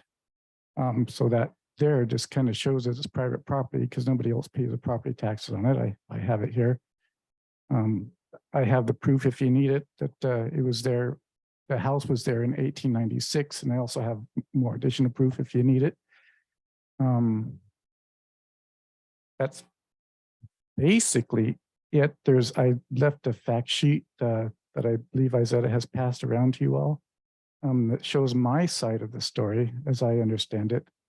And I'd like to say I wasn't part of the negotiations last year that Mr. Carr was negotiating with somebody who I had never heard of, apparently a part of the firm that I had hired, but I was never consulted, never talked, never anything to him until I got that agreement that you wrote. I had never had any contact or any part of that conversation. So to say I wasn't negotiable is just not the case. I still have no idea who that guy was that you were negotiating with. Never once have had any consultation or talk with him. Phone, email, nothing. So I was pretty surprised to get that. Well, I'd just like to get this settled before we take it to, legal action. I am negotiable. Perfectly willing to negotiate. I'd rather do it one-on-one with somebody, or 6-on-1 if that's what it takes. I'd like you to consider my side of it in your executive session after this meeting. And I think the fact sheet that I presented pretty much says my case. We all have it in front of us. Cancel the executive session, that there is no executive session. Okay. Yeah, however you do it.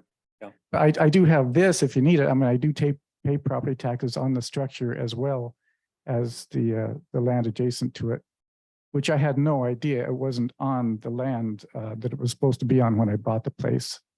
And I don't think I shouldn't be held liable to remove something that I didn't place there. I unknowingly bought this problem properly, which would not have happened. But here I am. Understood. I think that's all I have. Okay. Mr. Mayor, would it be appropriate for him to read your letter or parts of your letter you think are pertinent? Need to read it? We have it. It'll be entered into the official minutes. But again, I don't want to deprive Mr. Powell of any opportunity he would like to take advantage of. But just to answer Councilor Runyon's question. Maybe just the more pertinent ones. that you- Okay. I have you done wrote nothing them, so we wrong. hear it from you. Okay, I've done nothing wrong. I inadvertently bought this problem property about 7 years ago. The city has had 113 years to fix this issue instead of springing it on an unsuspecting owner. At the least, the city should have taken care of this issue when they first became aware of it, something more than 20 years ago, instead of waiting until I happened to be the unfortunate owner and victim of his nonfeasance. After I bought it, the tenant at that time told me that she knew about it 25 years earlier. I'm like the last person to find out about this. So the city knew about this a long time ago. That's why I say nonfeasance. They should have, I believe, dealt with it when they found out about it. This should never have gone as far as taking legal action, as I've always been willing to negotiate an argument. To me, Mr. Carr isn't willing to negotiate. It's one-sided and nothing else. So there is no negotiation. It's just this or nothing. Okay, I'm saying this is an eminent domain issue because it is private property. I have proof of it right here. It's a takings, and like Mr. Carr said, under the Oregon and federal constitution, it requires compensation before acquiring someone's property and or buildings. It can be property or buildings. Like I said, I cannot be held liable, or I should not be held liable for removing something on a city right of way that I did not put there, especially since the city was aware of this issue decades before I purchased the property. Decades, you could have done it then. According to deed research, the house was there in 1896. I have that with me, long before the street right of way was put in place. Not that it matters. Compensation must be paid regardless because it was there so long. The 1920 date was an estimate made by a tax assessor in 1925. There were no inspections of addition plot maps in 1909. Somehow this house and at least two others fell under the radar. Those other two are not there now, they burnt. But there was two more houses in that street right away, at least. Well, I put the April 6th deadline doesn't apply. It was postponed when discussions began with my former attorney, which I'm so sorry to hear has passed away because he was a real great guy. I'm saying I do have permission from the city to have the house there, evidenced by the acceptance of property taxes by the city and county for this structure for many decades, and by me for 7 years.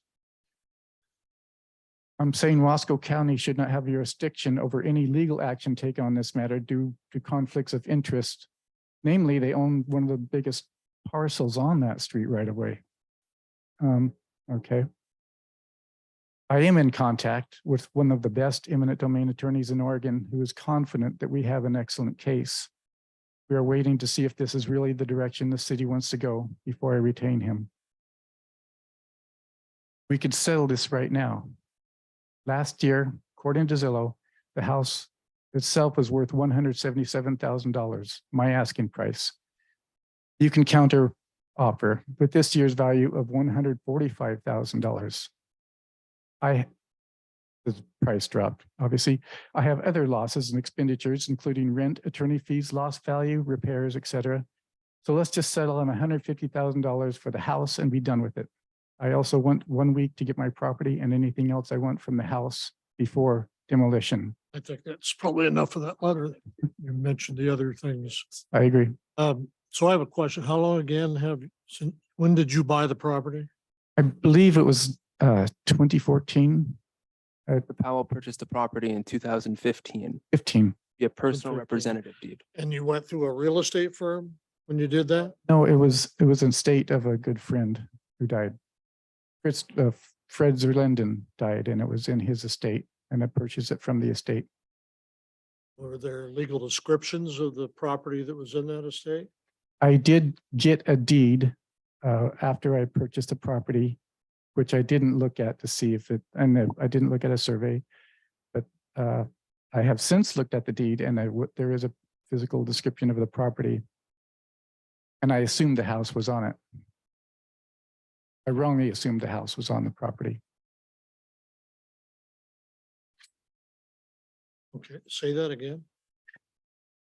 You asked if there was a description, Yeah. a property description, and there is. It's a small lot, and it's, I believe, 55 by 60 or so. And I didn't do a survey, and I didn't check to see if the house was actually on the property. I merely assumed that the house was on the property I bought. The estate you're talking about, that's where the assumption was. Since then, Assumed just that the house was on the property that I bought. And because it did come with the, it even says on the tax, there's a dwelling and the property, I just didn't do a survey. my real point to get that to in a typical real estate sale, if there's a firm involved, they would lay all those kinds of things out. You didn't have that at the beginning. Did not. Thank you. Any other questions? I'm mostly just curious, are you willing to tell us about or approximately how much you paid for the property? I think it's irrelevant, but I paid $25,000 for the property. I own one property. Is it fair to say you own multiple more than this? I do. ballpark for me? How conversant are you in property detailing and deeds and recordings and various instruments? I mean, do you have a lot of properties? That's what I'm asking. I get a deed in the mail after I buy a piece of property and I don't really look at them. You own a number of properties. I do own a number of properties.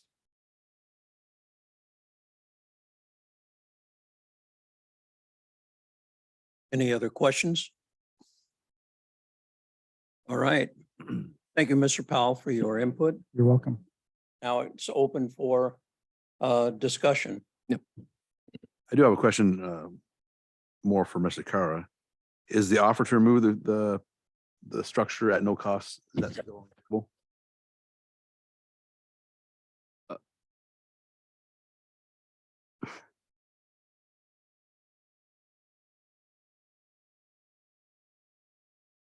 That's a great question, Counselor Randall.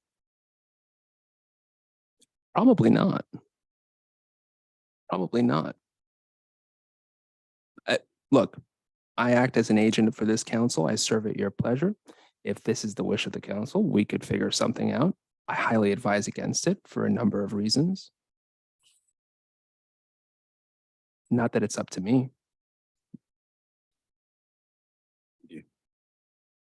So would you restate the issue before us? The only issue before the council this evening on this matter is whether a nuisance exists. This is the appeal. This is Mr. Powell's appeal of enforcement case number 02792 for public nuisance and resulting from the obstruction and encroachment of the city's public right-of-way of East 9th Street by the residential structure that Mr. Powell claims ownership of. Again, the city's position and the city attorney's opinion is that the structure undoubtedly constitutes a public nuisance under Oregon common law and statutory law and city code. And it would be appropriate to abate the nuisance pursuant to our code. And I advise council make the determination consistent with staff's recommendation to move to determine the structure constitutes an existing nuisance pursuant to the Dallas Municipal Code, Chapter 5.04.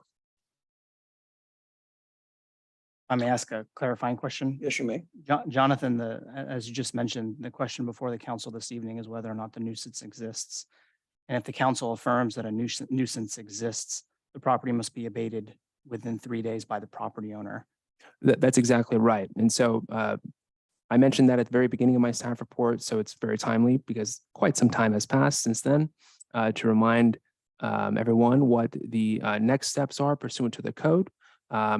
And pursuant to the code, upon council's determination that the structure constitutes an existing nuisance, Mr. Powell will have 3 days to take every opportunity to demolish the structure on his own. Otherwise, the city is authorized to implement its own enforcement of our right-of-way jurisdiction, as well as our own abatement of the nuisance at our own cost, which will then be assessed against Mr. Powell himself. And that highlights some of the uniqueness of the situation is that the house and the property owner, the property is owned by the public and the city's right of way. That's So right. that goes back to your question or comment, Councilor Randall, on the responsibility of the demolition of the house and who may bear those costs. So very typically what you may see is a property owner who's, subject to an enforcement action for nuisance. Very regularly, I think we may even had one on our next agenda for an assessment of the cost of the abatement that the city had to incur to abate the property itself are typically assessed against the property as a lien. And in this case, because the city owns fee title, or has an easement over the area underneath this house, it is impossible to lien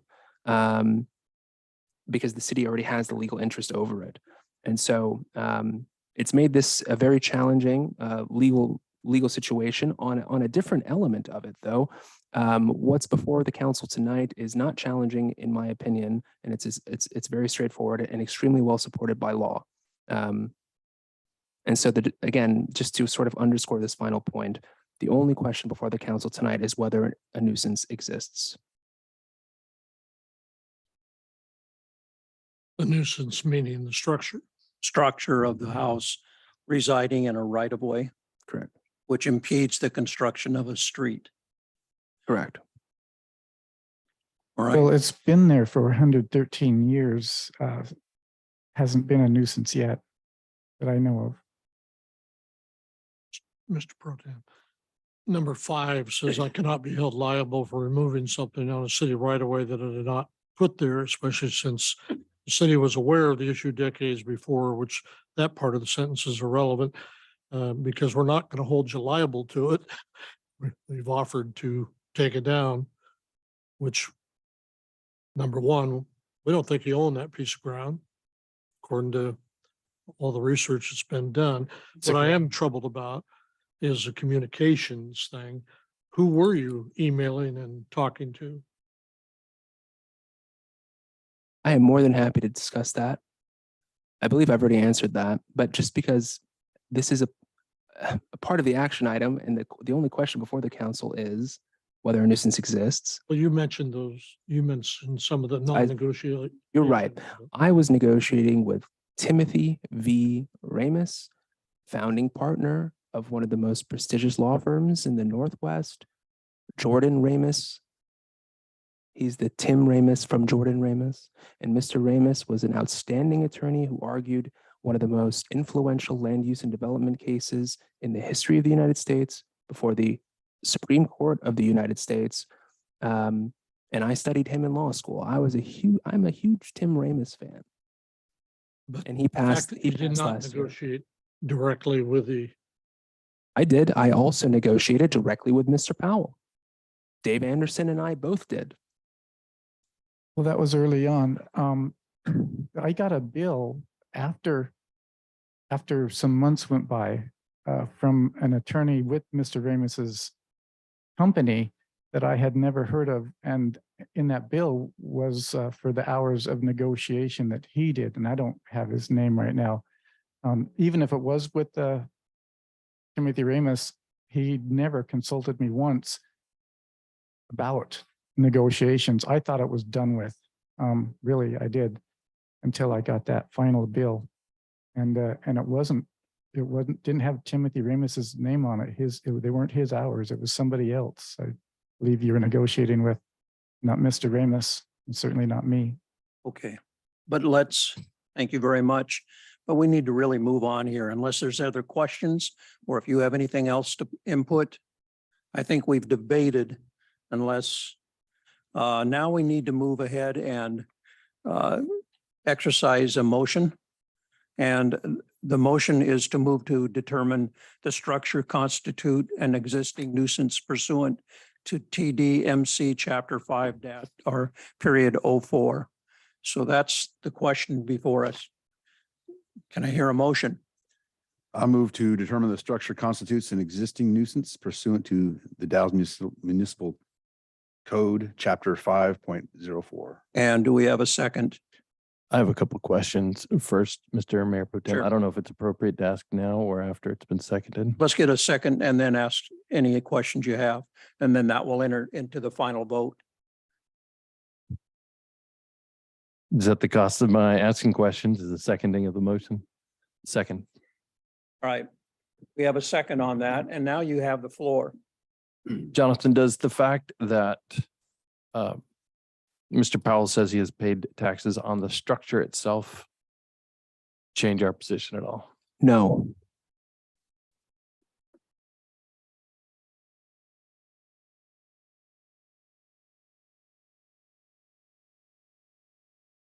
Mr. Powell, you've been collecting rent on the property Had been. for about 7 years, from Um, about the time of purchase, About, I would say 6 years, on 6. So but yeah, it's close. roughly what does rent go for? The last people were paying 900. All right, so it's about 62 months, about 900. So you've made about 55, you've cleared your purchase. Well, no, price within- Brenda was only paying, I think, 500 for. Point is, we're not taking away, we're abating a nuisance, which happens to be a rental, being treated as a Income. rental property. Yes. And you've more than cleared the cost of purchase with rent. Well, I've put quite a bit into the property. That's why I got it so cheap. It needed a lot of work just to make it livable. Fair enough. Other questions? Any other discussions? All right, let's take a vote. All in favor of this motion? Say, Can you repeat the motion? yes, I will. It's, the motion is to move to determine the structure constitutes an existing nuisance pursuant to TDMC Chapter 5, period 04. That is the motion before us. All in favor, say aye. Aye. And anyone opposed? And I was also in favor of aye. Okay, that closes the matter. Thank you, Honorable Mayor Pro Tem and City Council. Yes. All right, we're moving on. Is that it? Thank you very much.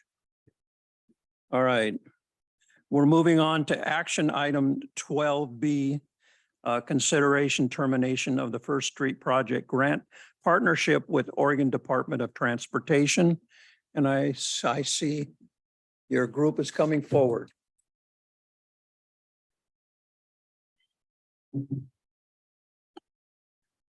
Mr. Chandler, Good evening. good evening. Let me pull up my screen real quick.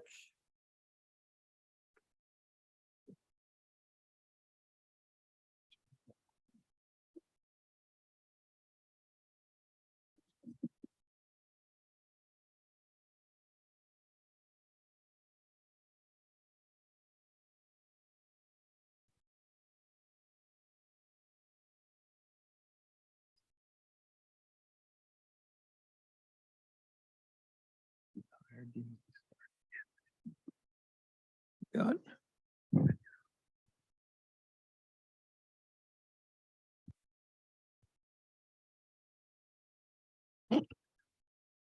All right, good evening, Mayor Pro Tem, councilors, Joshua Chandler, Community Development Department.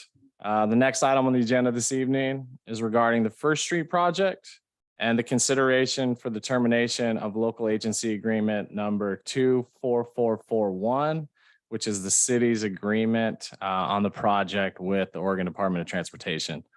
As many of you are aware, this project's been around for quite a while, not only here in the Dalles, but I believe it's one of the oldest in the books right now for ODOT as well. With that, I've invited two consultants to support me this evening with any questions that may come up after the presentation. Our former Community Development Director, Alice Cannon, as well as Travis Kruger, our consultant with HDR. One item worth noting here is that this termination is not the result of any issues between the city and ODOT by any means. This is more both sides acknowledging the benefits of actually terminating this agreement. So up on the screen, this is the project location. This is the First Street project stretch from the railroad crossing at Union down to Laughlin. The project comes down on Court, Washington, and Laughlin streets into about the alleyway. Federal Street doesn't extend that far because obviously we have a building right in the middle of the street. The former project scope, the original project scope was actually pretty much the same area, but it had an undercrossing at Washington. There was a Washington Street Plaza. And there was an undercrossing that went underneath the railroad. As you can imagine, there was a considerable amount of price for that plaza. A little bit of background. The original grant that the city and ODOT signed was approved in May of 2008. This project was partially funded by the Federal American Recovery and Reinvestment Act with $1.6 million awarded to the project. There was an agreement. The agreement was amended and the scope was reduced. One of those things reduced was taking away that plaza. That agreement was approved in June 2018.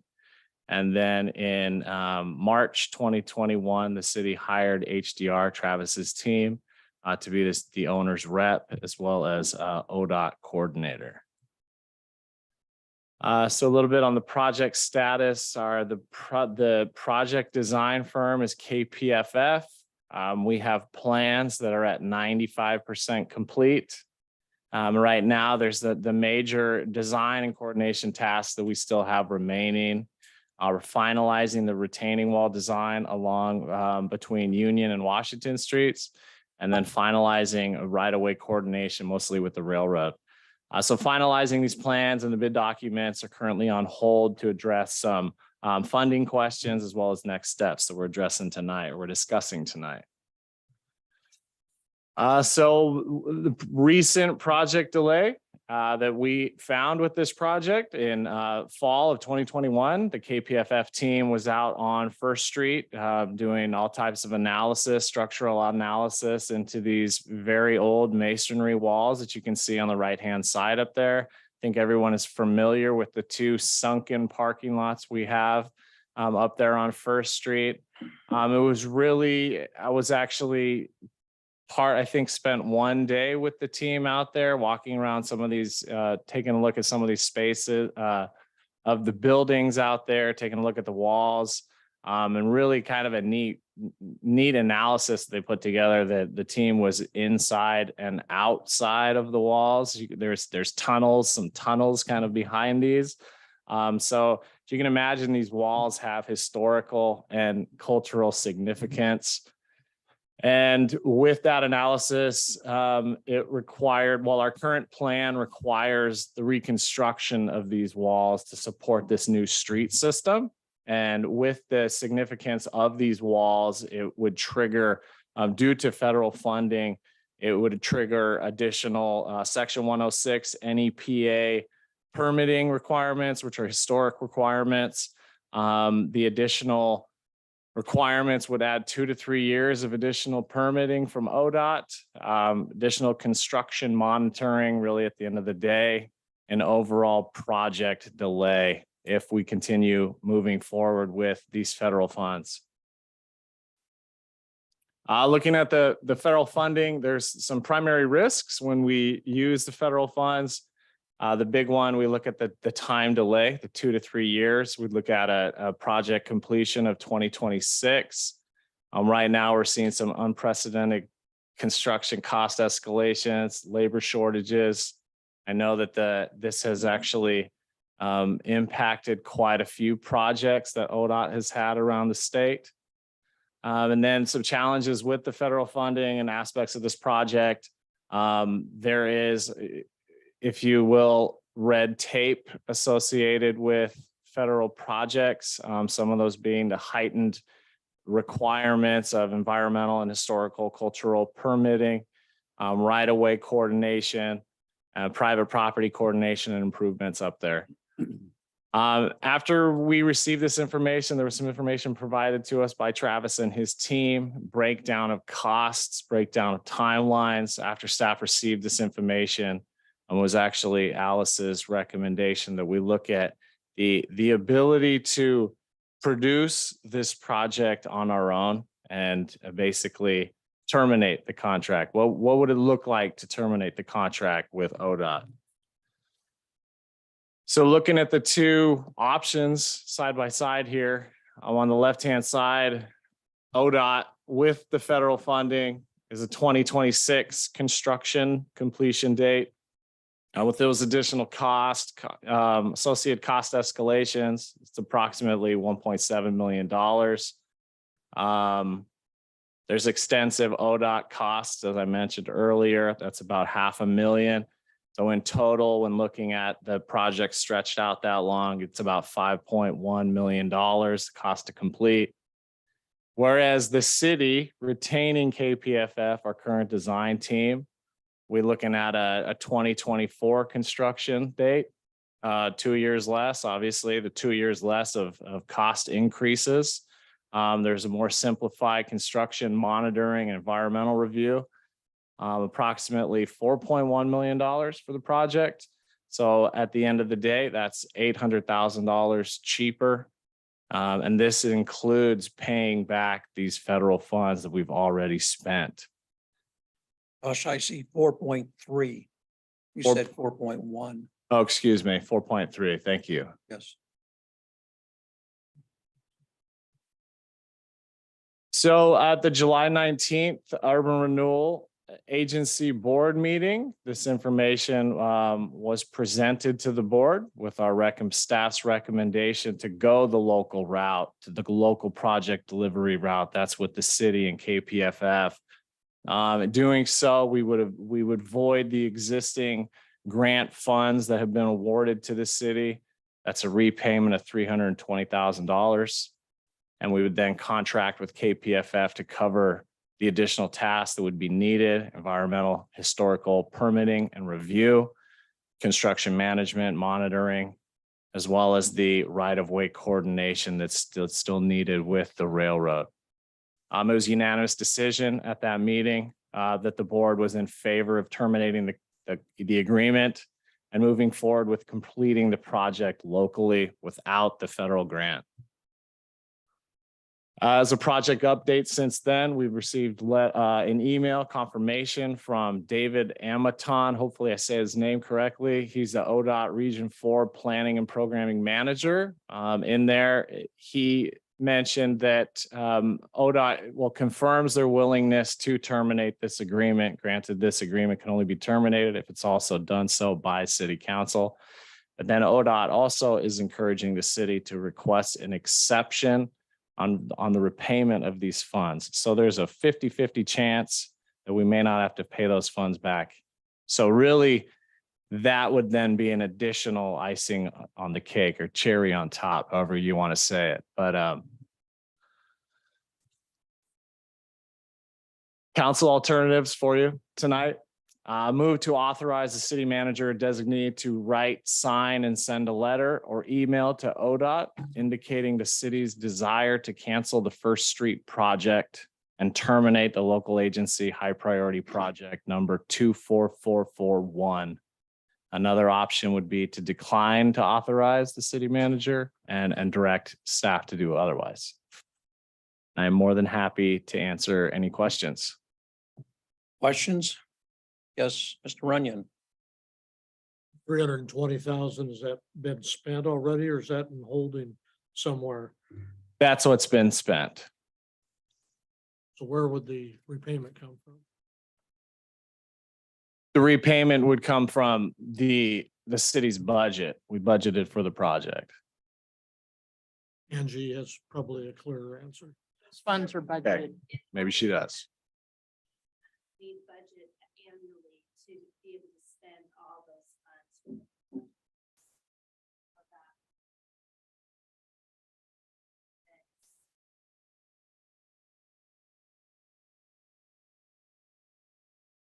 Thank you.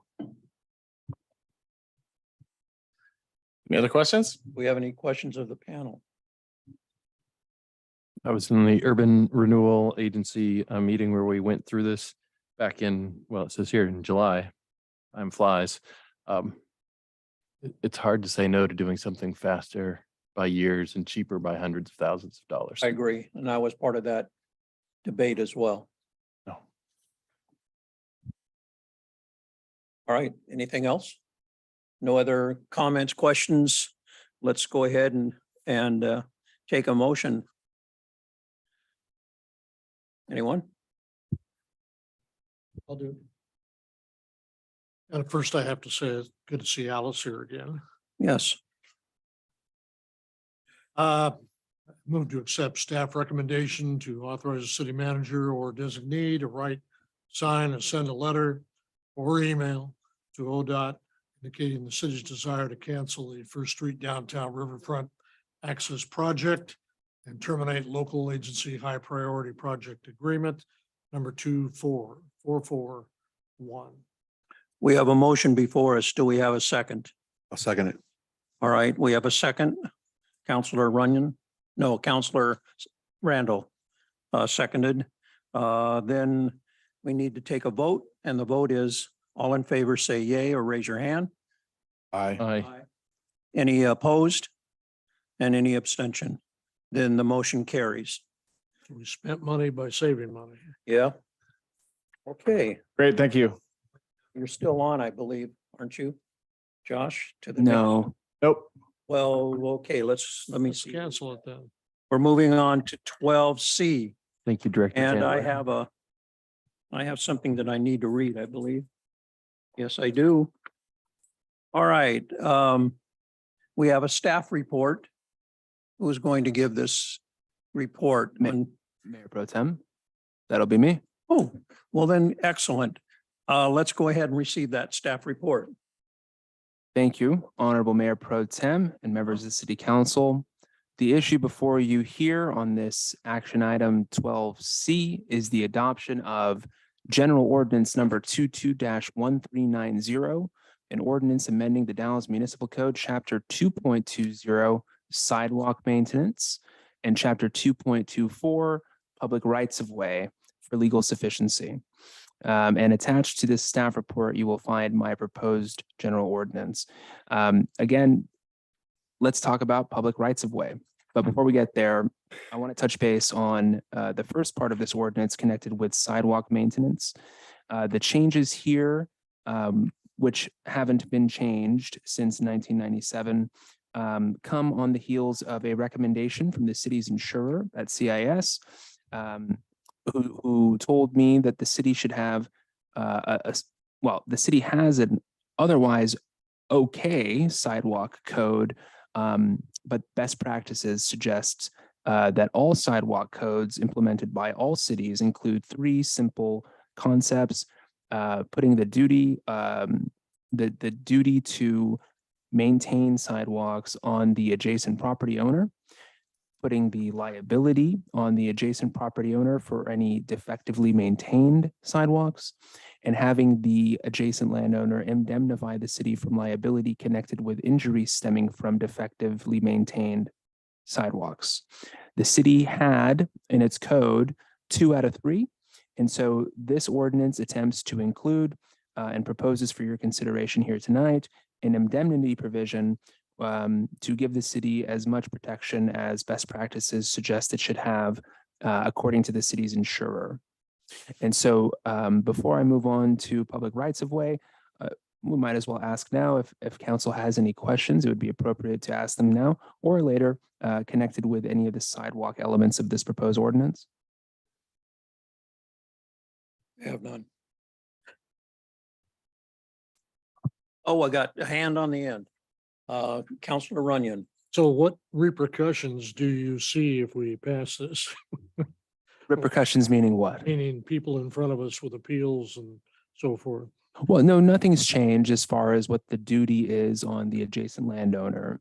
And so today, if somebody trips and falls on your sidewalk and it's adjacent to your land, you're responsible. And that's true even if that's true especially if the city owns the adjacent land. And so it's not like we are abdicating all responsibilities or liabilities, just we are expressly disclaiming any liability on things that we have no business having liability for, which is the sidewalk next to private property. And so it's a duty that's imposed it's an existing duty imposed on current property owners. And again, the only change that I'm proposing here is just to be consistent with our insurer, which basically says, in no way will we ever be liable. What it currently says is, and this is almost a quote, I don't have it in front of me. It says something to the effect of, if the city pays for any injury stemming from this kind of thing, then the property owner shall reimburse the city. This provision, and that's very old language from 97, this provision makes it so that the city will never pay and then have to seek reimbursement. It indemnifies us completely from all liability. There's no cause of action under this proposed general ordinance that would result in the city facing any liability for any injury whatsoever to person or property connected with anybody slipping or falling or any other type of injury, frankly, connected with a defective sidewalk on property that's a defective sidewalk adjacent to private property. Thank you. You're welcome. All right, other questions? Yeah, this is just for my benefit. Does maintenance include snow and ice removal? Yes. Good to know. I do an excellent job on mine, by the way, but it's a short. I'll site. come out and check. Excellent. So just for Council Richardson's information, as well as anybody else who may be listening about this specific issue connected with snow and ice removal, that is managed by code as well, and similarly imposes a duty on private landowners to de-ice their sidewalks, and there's a time component to that, and it's all articulated throughout our code. So yeah. Thank you. All right. Okay, so thank you. That's the first element of this general ordinance. The second one addresses a different area of Title II of our code. Again, Title II is all about local improvements. Chapter 2.24, back to everybody's favorite topic, public rights of way. Again, public rights of way and in our code have been untouched effectively since 1997. And so not to say that I'm all for change just because it's been a long time, but it is worth changing. And so the city has a very complicated public right of way system sometimes. And so our code should have at least some of the tools that we might need in order to regulate it and enforce it consistently. And it doesn't. And so this proposed ordinance attempts to sufficiently address a number of different situations that I've seen in my time as city attorney over the past 2 years here that are, well, frankly, being insufficiently addressed as we speak. And these involve what's known as unauthorized encroachments. And so to address some of the shortcomings that are existing in our current code, this proposed ordinance generally seeks to revise 3 separate provisions.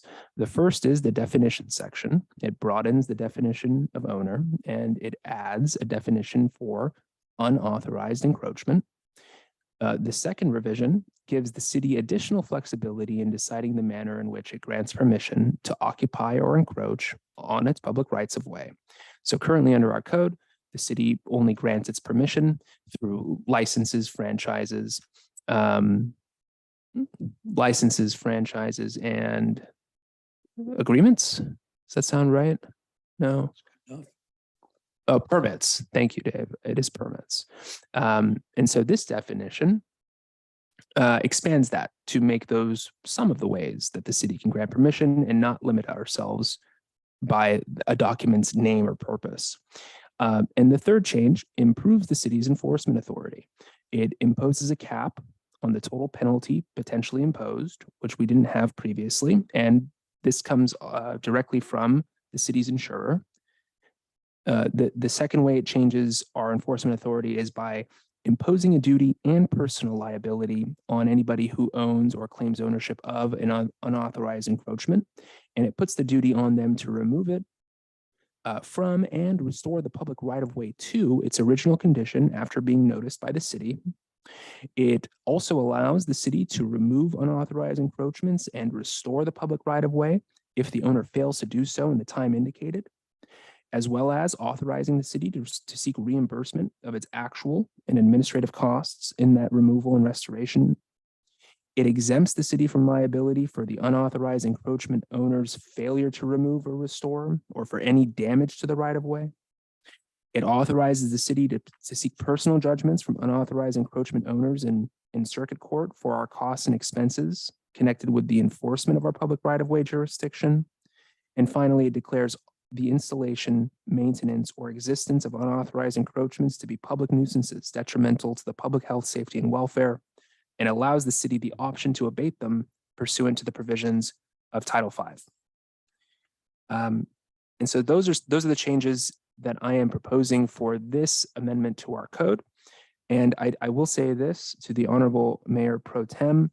Under Oregon law, the city must provide an opportunity for anybody interested to comment on the city's enactment of any ordinance it decides to pass that prescribes a new fee. And while these new liabilities are not necessarily new fees, and this is certainly not a public hearing, best practices suggest that you ask the audience for comment on this proposed ordinance before the council considers its adoption. Is there anyone in the audience that would like to speak on this matter? Hearing none, I'd like to ask the question I love the Get most. a hand up on the screen. Look up. Oh, Roger Nichols, thank you for pointing that out. Mr. Nichols. It's not a comment, more of a question. Will the new changes add to the fines for people who don't clear the snow off the sidewalk? Thank you for your question, Roger. Absolutely not. Okay. Now, for the question I like posing, does any counselor want the ordinance read in full? Oh, yes. What? No. I think Councilor Armanian was clearing his throat. I have a He couple. already quick- read it. Oh. Well, well, we should ask if you're going to have some questions because we'll have the counselor read by title only next after your question. Do you have a question? No. I have two questions. One, Jonathan, is on, oh goodness, section 2.24.010 definitions. Owner means a person who actually or apparently owns. Is that new language, the apparently owns? Do you know? Yes, I included that language.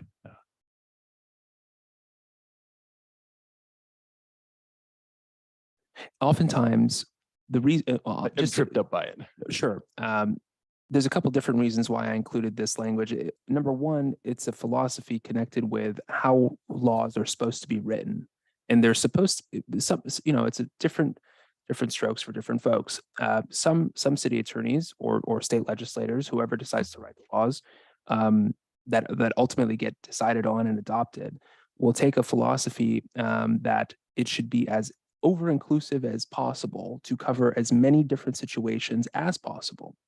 And other types of philosophies there are take the exact opposite approach. Laws should be extremely tailored to specific circumstances, and if it doesn't meet that circumstance, then hey, that law is not applicable. And so this is an opportunity for the city to expand on a portion of its code that hasn't been touched since 1997, and so we don't do it often. And so this proposed ordinance when I was drafting these revisions, I decided to take the expansive approach, just considering the relative infrequency with which the city decides to adopt, general ordinances amending its code. We should try to be as inclusive as we can to give the city the maximum protections available to it under law. And so in this case, when I wrote the words "or apparently," it was to cover situations where the owner is not, the actual owner, because of whatever reason there may be, including it is unknown who the true owner is or mistaken ownership. And apparent ownership is, somebody who claims that they own something out and they hold that out to third parties as being owners. Well, if they're claiming that they own it, certainly they should be understanding of the law connected with it. And so this applies to people or persons that apparently own, as well as those who actually own. And so apparent is a legal term, meaning a third party would have reason to know of their ownership. Thank you. You're My other welcome. question is, without thinking of East 9th Street, are there any particular examples of encroachment that is sort of driving the changes that we are considering? So very frequently, right of way is an invaluably critical public resource that's used for almost everything you can imagine, from streets and cars, but also for utilities and utility lines. And so very often the city will run into situations where we're granting, we'd like to grant somebody an easement, for example, over our public right of way, but our code doesn't allow for an easement over the right of way. In fact, the code only allows for a license over the right of way. And so, I have templates now drafted for easements and licenses to be used. And so easements weren't allowed under our existing code to be used for right of way encroachments, authorized, that is, but they are now. And so this comes up relatively frequently in my day-to-day working with the city on this. in the context of, well, utility easements or granting somebody an easement to expand their yard, right, for a long time, and they'd like that agreement that they have with the city, which is all that is. It's a grant of permission through an agreement. They'd like that to run with the land, as opposed to being a license that's only given off to the property owner themselves. And so these are very much quality of life improvements for city staff, myself included, and grants the city the flexibility with the understanding that there is a robust regulatory scheme behind it, in order to make this, well, as optimal for the city as possible. What you might also see coming across public rights of way are abandoned public utility infrastructure, not coming from the city, but coming from telecommunications industries that will just abandon things in the right of way. And so the city needs a mechanism and a tool to be able to enforce against companies that decide to leave their telecom lines or their telecom switch boxes in the public right of way as well. So there are so many different applications for this. And again, considering that it hasn't been updated since '97, I didn't want to have to do it again. So 1997 is not that long ago to some of us. really, Well, I'm looking at the mayor pro tem. Thank you for your work on this. you bet. All right, any other questions? If none, City Clerk, would you please read the ordinance by title only?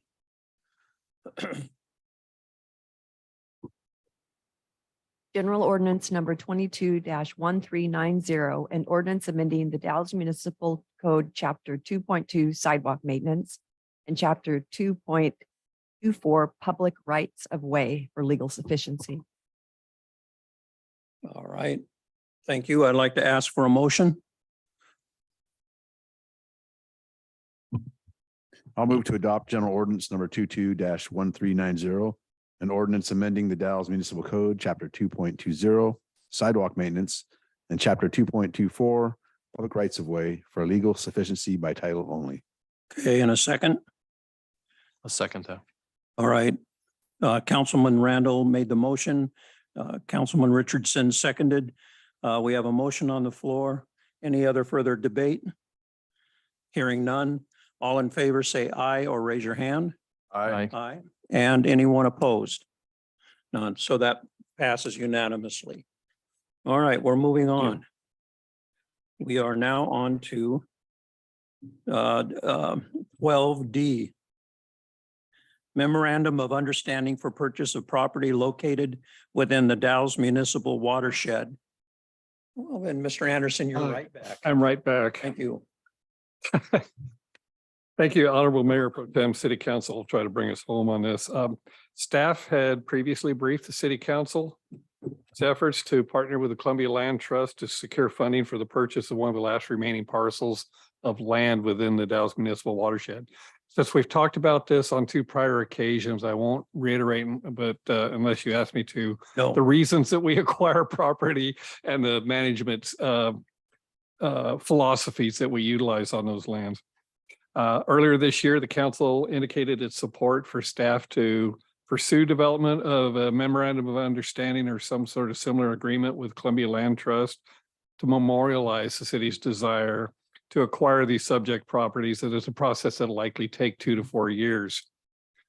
The land under consideration for acquisition was previously owned by SD&S Lumber Company. That totals about 3,400 acres. We previously talked about some of this property burned in the 2013 government flats fires and has been replanted, and others of it has been harvested by SDS. The 3,400 acre watershed tract is now part of a larger grant application being submitted by Columbia Land Trust and a conservation fund. And they're working on a grant that would cover the acquisition of over 16,000 acres. So attached for the council's consideration is a draft letter of understanding for consideration. If authorized, the LOU outlines the efforts of Columbia Land Trust and the Conservation Fund to secure up to 75% of the funding to complete the land purchase for the city. A very preliminary estimate of the value of the property is about $2.7 million, 25% of which would be $675,000.